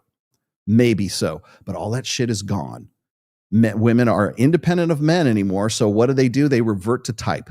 Hypergamy. That's why. Hypergamy has always been women's primary mating and sexual strategy. Assortative mating was what they were forced into in a regulated sexual marketplace. By regulated, I mean they had regulation between 8s get with 8s, and this was relatively true, right? Though a lot of people want to say, well, if you are a CEO or you're like college educated people tend to get with college educated people. Why? Because their local sexual marketplace happened to be college. It happened to be in the proximity. I'm a co-ed, you're a co-ed. Hey, we're both together in the same college. Maybe we're going to meet each other, and then this is a dating or a mating market. Rob Henderson likes to talk about, what is it? Sort of mating, but also the luxury beliefs, right? He's the luxury belief guy. But every now and then he wants to dip his toes into the red pill because that's the new hotness right now. That's what gets eyes on the screens and click-through rate right now. But even he has been talking about assortative mating. And you'll know what's funny is once we had put the lie to mate switching hypothesis, once there was too much evidence against it, even Mack and Murphy proved the fact that dual mating strategy had more merit than mate switching hypothesis. Still, like through research, through experimentation, through just observation. I keep throwing this out there. It's like the Steve Harvey effect. His ex-wife, but his wife cheated with the personal trainer or the bodyguard and the personal chef. Didn't cheat on him with Jeff Bezos. Didn't cheat on him with like a guy who was a higher tier than he was. Didn't switch up. Cheated with a guy who was the Taekwondo, or was it Brady, Tom Brady's ex. Got with the jiu-jitsu instructor. Tom Brady is a pretty fucking high value man, I dare say. She did not mate switch up. If anything, she switched down. The guy was a downgrade from Tom Brady. So I think we've pretty much dispelled the idea of mate switching hypothesis. It was bullshit to begin with. It was something that David Buss put his stamp of approval on because it was the only thing that could possibly compete against the rising tide of hypergamy, which of course is basically alpha fucks and beta bucks, which breaks down into what? The dual mating strategy. And so when we have the dual mating strategy versus the mate switching hypothesis goes off and crawls under a hole and dies. But we can't have dual mating strategy be the winner. Now we're going to pivot into assortative mating, which of course is something that the red pill and at least in the seduction communities have been talking about since the mid 2000s. Again, it's based on social constructionism, which anytime you want to put human mating strategies into a context, the context you should never use if you're an evolutionary psychologist is social constructionism. It's got to have some sort of biological underpinnings or some sort of evolutionary underpinnings. But that's all really what assortative mating is about.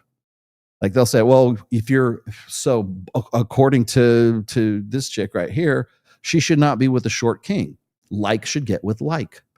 If she's pretty short to begin with, but like, let's just say she's 5'9", she should get with a guy who's 5'9" too, or above. Why do women prefer that in the first place? She's an outlier because she got with a quote unquote short king, right? Short king. Notice that they have to add king onto that because the woman knows it's pandering. It's patting little boy on the head kind of thing. That's okay. I still appreciate you for other things other than your height, but height was important to me. And so if I didn't get that, at least I've got other value added aspects of you that made up for the height. Maybe a lot of money, maybe a 6-pack abs. I don't know. Maybe he just rocks your world in bed. I don't know, whatever it is. But according to assortative mating, she should never have got with that guy.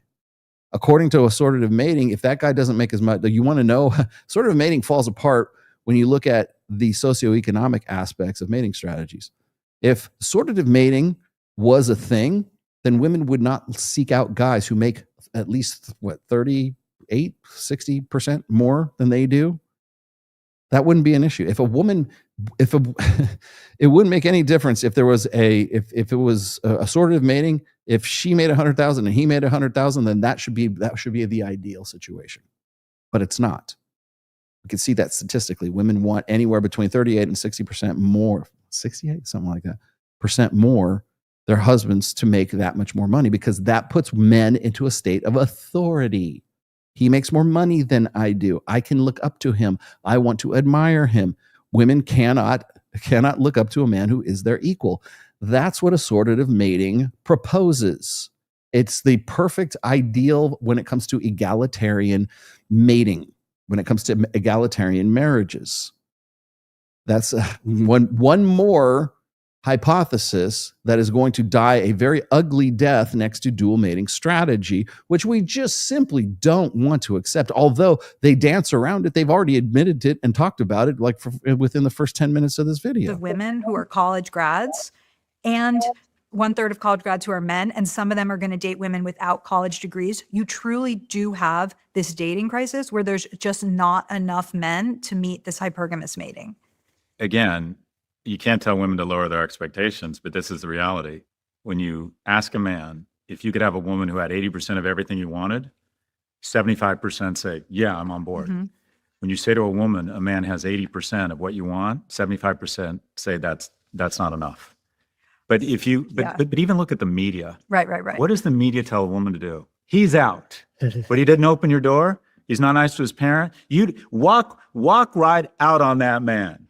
Like it's literally every piece of media is you don't need him. You're a strong, independent woman. Pull the ripcord. You're out. And it is the basic kind of communication around this is you are a strong, independent, powerful woman. That is wonderful. And quite frankly, you don't need the imperfect man. And they're just not connecting. I read that on Tinder, a man of average attractiveness has to swipe right 200 times to get one coffee.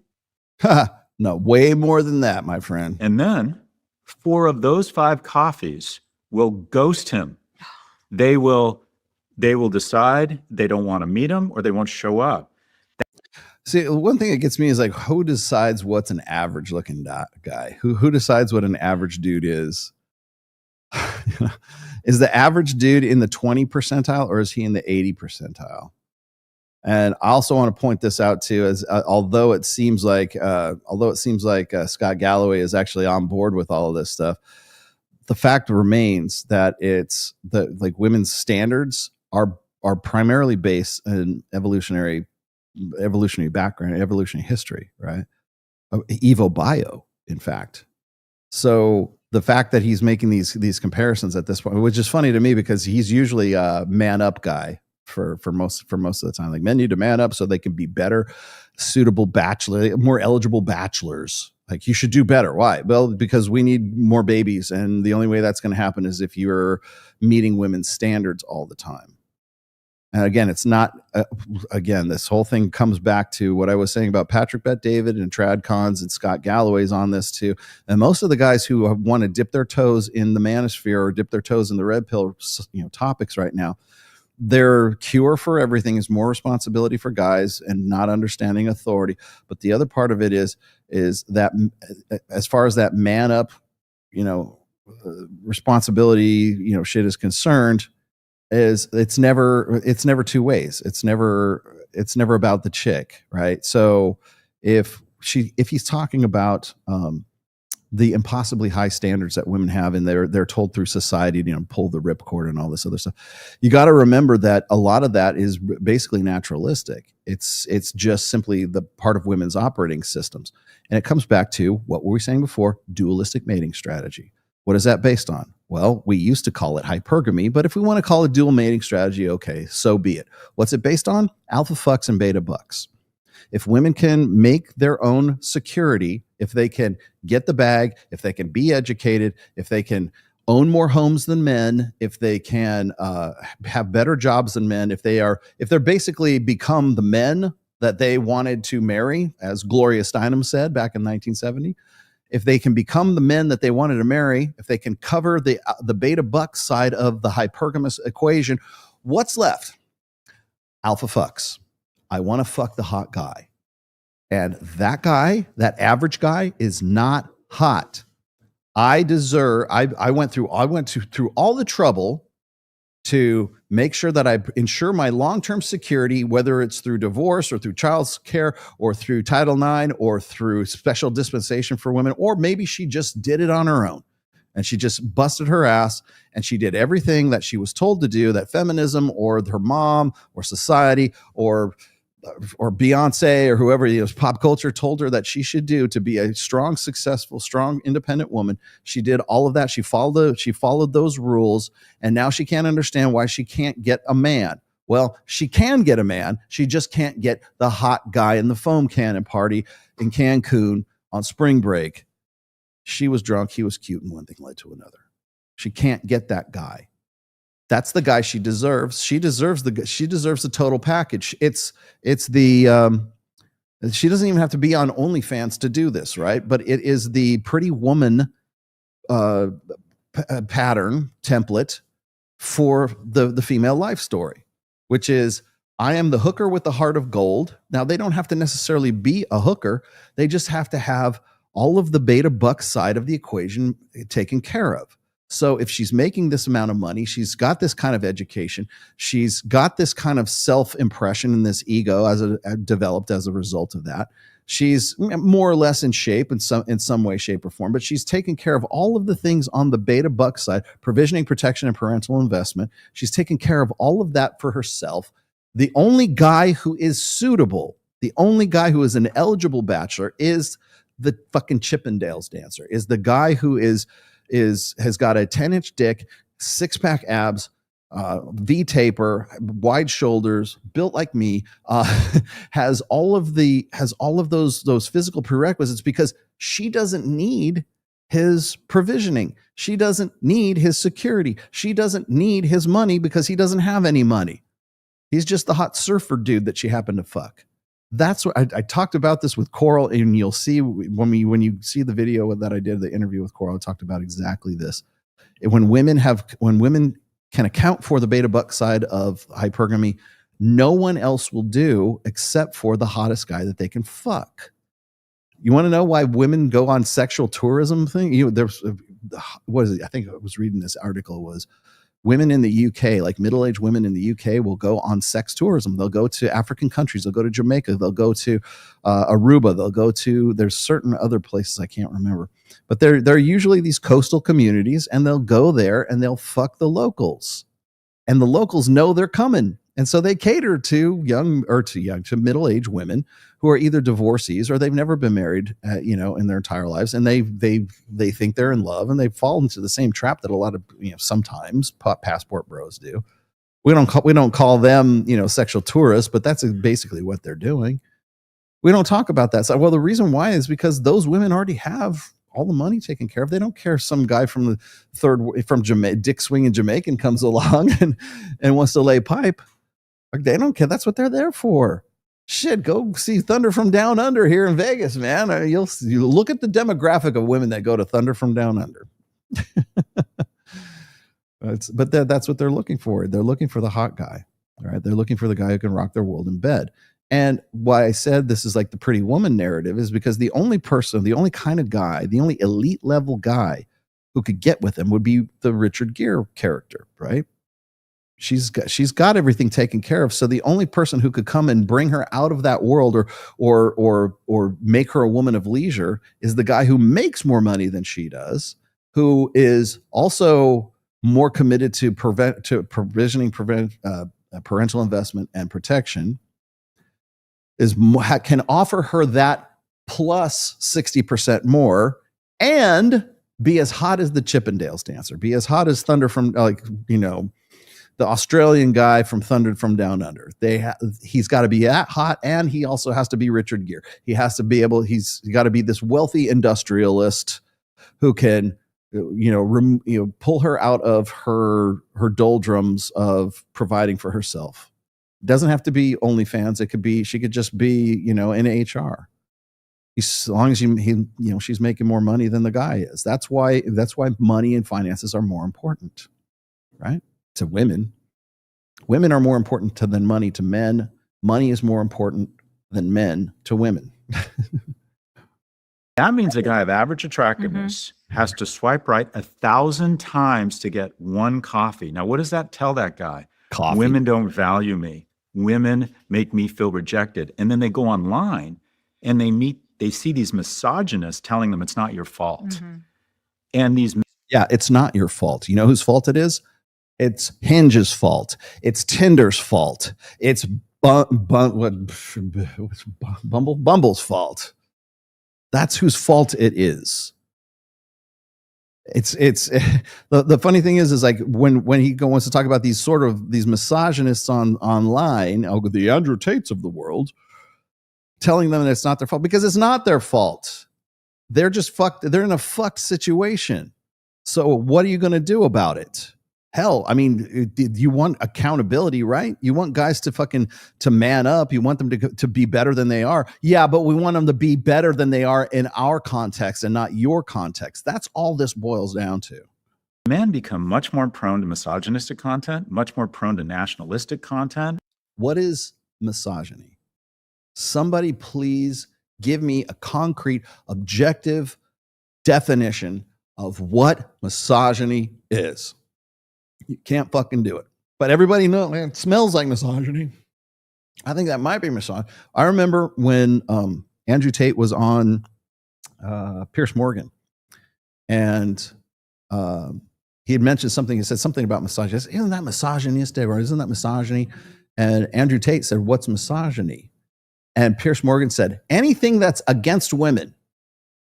So women are above reproach. You can't say anything that might be even marginally, measuredly critical of female nature, because if I do, that's misogyny. It's like it's the same thing as like when I'm saying, you can't make an objective observation of female behavior without it sounding like it's complaining.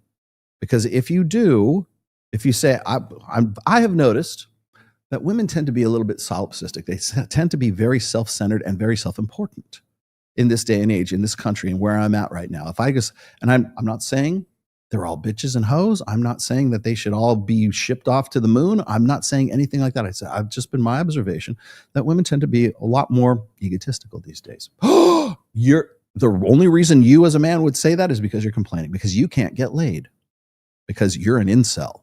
Blasphemy. Yes, blasphemy. Yes, there you go. So how do you have a conversation if women are above reproach? How do you even talk about female nature? How do you talk about, how do you even talk about men's nature in that case, right? What was this? Hulu has a series called Swiped based on the founder of Bumble. Really? Yeah. Oh man, I got to see that. Now I'm curious. What do you got here? The Blaze's Steve Dace had a 4-panel discussion on Lila Rose where his co-host said her conversation was juvenile. It is. While the other said, I see nothing wrong with what she said. Yeah. Well, you want to, I'm amazed that Christians even reproduce these days, honestly. Would you consider interviewing Tom Likas? I would. He won't ever come on my show, but I would consider it. Sure. I'd love Tom. I think Tom would like lose his fucking mind. We would get on some political screed and that'd be the end of it. The new Superman film is straight up agitprop based on Gunn. Gunn. Gunn is, he's the director. Emasculating Superman and making him more kind, aka nice, and Jimmy Olsen a Giga Chad. Yeah, Giga Chad, in the sense that Jimmy Olsen is like the wimp, right? I mean, he's like the gopher in that one. All right, let me just let him finish. Blaming other people for the lack of economic opportunity. They start see, you notice this? Blaming. Men are complaining and they're blaming. Question from society. I worry that we are literally evolving a new species of asexual, asocial male. And if a man by the age of 30 hasn't either lived with someone or married someone, there's a 1 in 3 chance he's going to have a substance abuse problem. Wow. In addition, it goes so much deeper than that, because if they don't develop the skills, the reason romantic comedies are 2 hours, not 15 minutes, is this shit is hard. Mm-hmm. Like finding an attractive, intelligent woman, generally speaking, 75% of people who've been married longer than 30 years say in the beginning, one was much more interested than the other. And it was almost always the man. Women are much choosier. The basis of evolution is seed trying to get everywhere, men, and women deploying a much finer filter to select the strongest, smartest, and fastest speed. Wouldn't it be awesome if you could, I don't know, develop some sort of techniques and figure out some way to get women to qualify to you instead of the other way around? Maybe those misogynistic guys that you keep talking about are actually helping those guys get out of there and drop the first thing Mike says in MOA is get off fucking Tinder, get off Hinge, go out in the real world and approach women in real time, talk to them, develop game, develop gambits, develop social skills. That's all we're talking about these days. But these asshats want to keep talking about how, these misogynists are telling them that we're just commiserating. No, that's the black fucking pill, Scott. That's the black pill. That's a practice. MGTOW, just go away. Just leave. Don't play the game anymore. The juice isn't worth the squeeze. That's MGTOW, man. That's the practice of MGTOW. That is not red pill. That is not, I mean, they're in the manosphere, but that is definitely not the message that these guys are getting. If anything, they're getting the opposite of it. Get out and go fucking do stuff. You get off the fucking, if your success rate is 1 in 2,000 or whatever it is, whatever your swipes are, and you get a coffee, because a coffee is a nice, safe fucking date. How about you go out in the clubs in Vegas? How about you go out and you fucking work on social circle game? And how about you go out and learn to approach? I didn't say cold approach, just approach. How about you learn conversational skills? How about you learn social skills so that you can deal with women, much less men, because most of these guys don't even know how to deal with other dudes because they're too big. They're living behind screens, man. And we're the assholes. We're the ones that are fucking these guys up. We're the ones that are like myself and Myron and Mike and everybody and all the guys in RSD and Mystery. We're the assholes in this. I don't think so. And I don't think you know enough to even say something about that. But you're going to go on Steve Bartlett, who's got a huge audience, 8.6 million or something, probably more than that. And you're going to go on there and pop off with this stuff. If you're going to talk about this stuff, and I'm just going to kill this out right now. If you're going to talk about this stuff, go to the fucking source. That doesn't have to be me. Go to Mike. Go to Myron. Go to somebody who knows what the fuck they're talking about. I think you probably have to make Myron's focus specifically on game, but yes, you'll still get something good out of him. Like, go to people who know what the fuck they're talking about. But they'll always call him manipulative. They'll always call him out for toxicity. Why are these people? Why is this chick who works at Hinge on your show, Steve Bartlett? Why is fucking Scott Galloway, who is an economist, on your show talking about this shit? What does he have? What is his background? Again, this is not me asking for my fucking flowers. I'm just saying, would it not be more pragmatic to talk to somebody who knows what the fuck they're talking about? Now, with that said, I want to also point out here, now I will do announcements. If you want to get super chats in, do them now. But I do have one announcement to make. Yes, Rollo is hangry. but Kyle just brought food in here and now I can smell it. What is that? What did you get? Hawaiian barbecue. Fuck yeah. Oh man. I know where that is. That's good shit. Did you get the shrimp or did you get the chicken? No, I got chicken and beef. Did you get fried rice? Oh, white rice. Okay. Oh, that's right. Yeah. Cool. Fuck, now I need that. Or some Filipino food. I could use some lumpia right about now. That would be fucking good. God. Yeah. So anyways, I now lost my train of thought. So here's the announcement. This is the big announcement anyways, as Mike and I are going to do Access Vegas. We'll do it here. We're actually looking at other studios right now because we're almost outgrowing the studio at this stage. So we might go to Sean Kelly's studio for shows that are above 10 girls. Last week was like insane. We've never had that many people in this studio all at one time. It was standing room only in this studio, which I am very happy for, but it causes unique problems once we do that. If we're down to like 6 or 8 girls, this is fine. But like if we go anywhere to 10 or 12 range, we got to get something a little bit bigger. But that being said, we will do the show here on September 3rd. And the reason why I'm making a big deal out of this is because on September 3rd, we are going to have CBS News in here. There you go. Tell your friends. We're going to have CBS News in here, and they approached me about 2 weeks ago.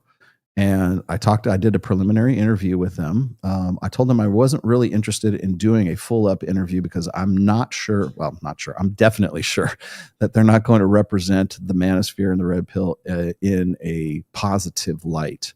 Now, of course, they swear up and down that they want to be objective and this and that. And even Mike was like saying, hey, I don't really want to do interviews. They wanted to come to Babes in Toyland, and I told them there's no way I could do that because I have my Reignite guys there, and I would have to have people sign release forms, and it was just, I couldn't do it on such a short notice. In fact, I don't think I would have done it in the first place because I wouldn't want my guys to be on a hatchet job by CBS. So they are commercial. CBS is a joke. You are correct.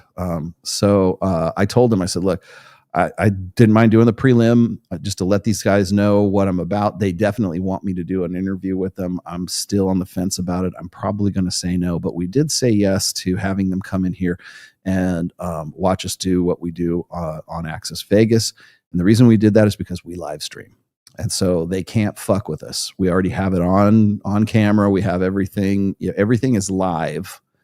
And so that if the film crew is here in studio with us and they can't doctor shit up without us saying, no, this is really what happened.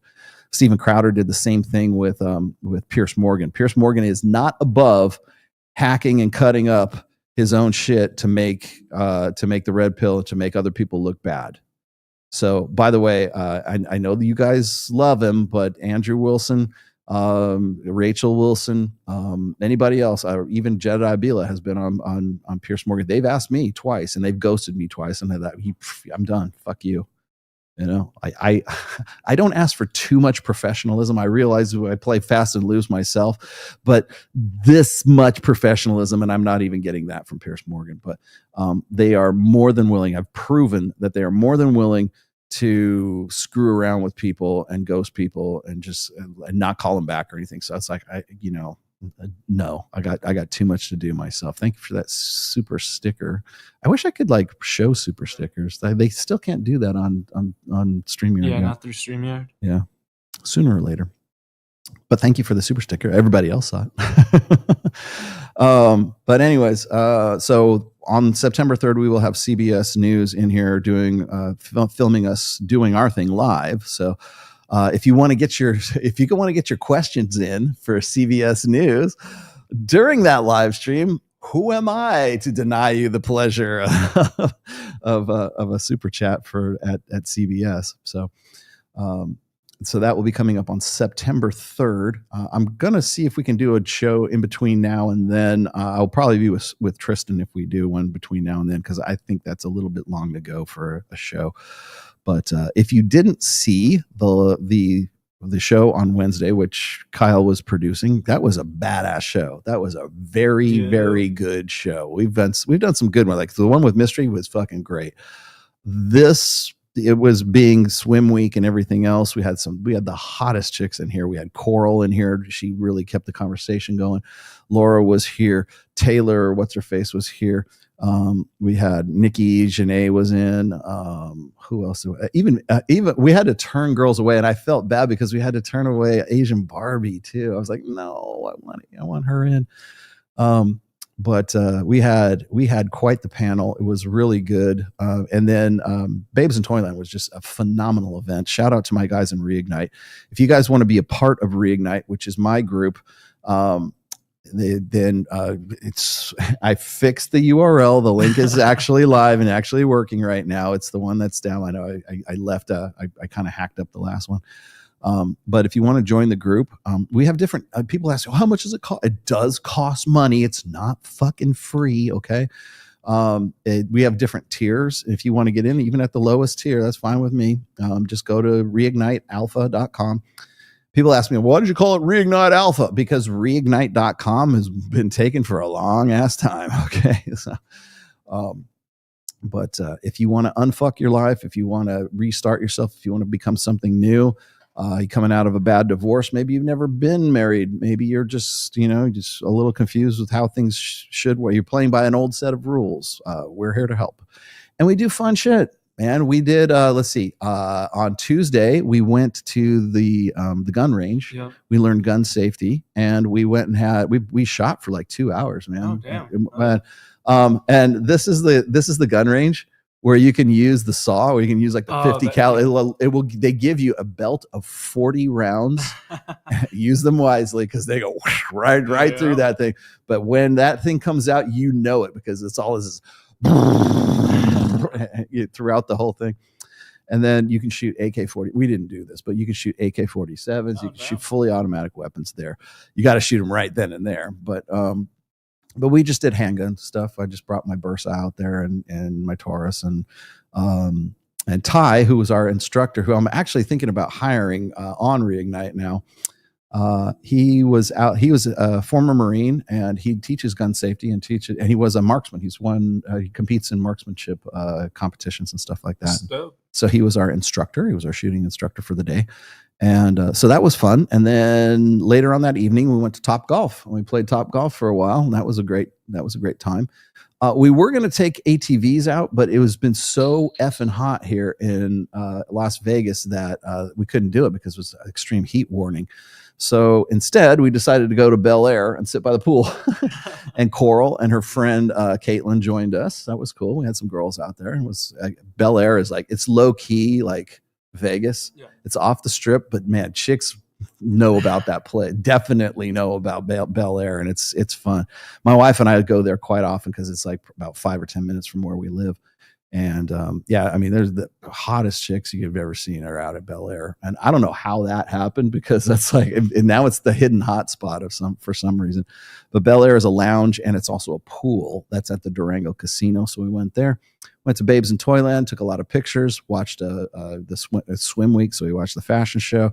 I mean, you want to talk about target rich environment? Babes in Toyland is it, right? I mean, there was like, allegedly there was like 400 women there who were the hosts. There weren't 400 women. There were maybe 3, but I don't know if there was 400 women there. But still, regardless, it was quite the event. It was all over Instagram. If you want to check out my feed or my friends' feeds, you will definitely see the pictures. So that said, if you're interested in joining Reignite, it's not just about going out and hooking up. We also have classes. We talk about approach. We talk about game. We talk about finances. We talk about self-defense. We talk about, hell, I was trying to get Jim Sexton to do a divorce thing for us too. We had Jason Hartman, who is now one of the newest members of the group, and he was talking about real estate and personal finance. So we have all of our bases covered. So whatever your particular individual needs are when it comes to sort of rebuilding yourself in your in rebuilding your identity the way you want to, that's what Reignite's really about. Mike covers. People want to ask me what's the difference between MOA and Reignite. Mike is more offensive. I'm more defensive, right? He's Vince Lombardi and I'm Tom Landry, right? And so, but the defensive coordinator still has to know his offense, and the offensive coordinator still has to know his defense, right? So Mike tends to focus more on guys who want to go out into the clubs and practice their skills, right? And we're about that too, but we're also about a little bit more, I think, on the personal development side when it comes to that. It's not that Mike doesn't do stuff like that. It's just sort of like a byproduct of it, whereas mine is more of a focus of it. So I tend to work with guys who are a little bit older. So this is an age requirement, but most of the guys in the group are anywhere between 36 and about, I think our oldest guy is 61. That's Steve. And Steve fucking cleans up, man, for 61, man. I will tell you this. So anyways, if you guys are interested in that, if you're coming out of a bad divorce or you just want to rebuild yourself or you want to just sort of like, initiate some new changes in your life, Reignite's really the program for you. So please check that out. It's reignitealpha.com. And then again, the list or the link is down below. If you haven't read my books, please do pick them up at Amazon. They are available on Amazon, all 5. The 6th book should be done by the end of the month. I'm about 95% done with it right now. I got to go through one more round of edits, and then I'm going to send it off for the digital print, and then I'm going to do the print book. So while it's being converted to digital, I'm going to be doing the print. I always do. I do the layout for all my print books because I'm a graphic designer as well. I'm an artist. I'm an artsy fartsy motherfucker. I have artistic emotional intelligence. So anyways, that will be coming up at the end of the month. The new book, 6th book, is called Reignite. And, I think I'm going to go into more detail on that soon once I'm about ready to release. That being said, I'll also follow me on Substack. You can get the Substack link, which is down below. I'm also still part of MOA. So if you want to join MOA using my link, please do. Follow me on Substack. That's the easiest way to stay up to date on all the stuff that I've been writing recently. I'm very active on Substack. I put out at least 1 article a week, sometimes more, but do check that out. Substack. The link is in the description below. And then I got one more. Wait a minute. Here we go. I've super chatted you in the past, and I've said that I wish that all you RP guys would stop talking to the MSM, including Pierce Morgan. Well, you don't have to worry about Pierce because I ain't talking to him anymore. The problem is that thanks, and thank you very much for that, Greg. I know who you are. I know who you are now. There's actually a video circulating of you, Greg. You were checking out, what's her name? Heather Michelle. Look up Heather Michelle on Instagram, and then she's got this one arrow of you like looking at her as she's doing the walk by. I didn't even realize it was you until I saw it. But anyways, I understand when it comes to the mainstream media. I try to be very standoffish. I try to keep them at arm's distance. That's why I went through Mike first. I said, Mike, do you even want to do this? Because I didn't want to do it, and he didn't want to do it either. But it's still CBS, and so I think that if we can do it in a controlled environment where we have the live stream that's going at the same time, because we are about engagement media, and that's a much different animal than pre-recorded stuff. I don't like doing pre-records. The last one I did was with Coral, and I really wanted to do a live stream, but it was for her channel too, so she wanted to do a pre-record. But you guys know me. I am always about doing live streaming because that is the hardest form of media to do. Because I got to listen to you guys and watch you guys give me shit and spam my fucking chat and, use my real name online because you think that's in some way meaningful.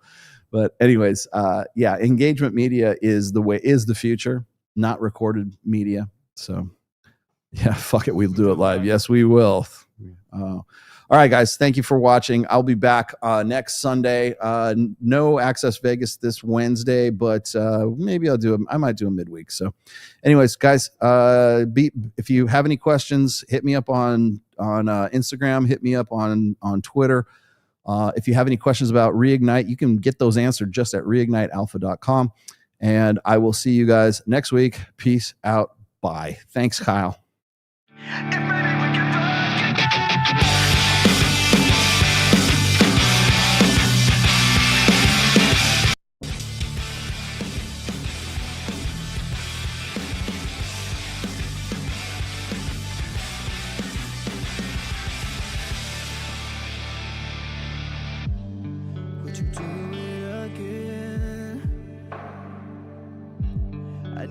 Tell these bitches to go to hell. It was my first time. Hey y'all. But I was just a kid when we met and went to bed. It was my first time. What do you expect from me? I'm breaking up the rules now in the game. I've got some new tools. Please do the same. Time came by when over like a matchbox stereo. My thoughts now let it go. Bound to keep me up all night. But maybe we can fuck again. And maybe things be different. Goddamn, baby, one more again. Won't you put it on me one more again? I need to know. If maybe we can fuck again. Then maybe things be different. Goddamn, baby, one more again. Guilty, guilty, guilty, guilty.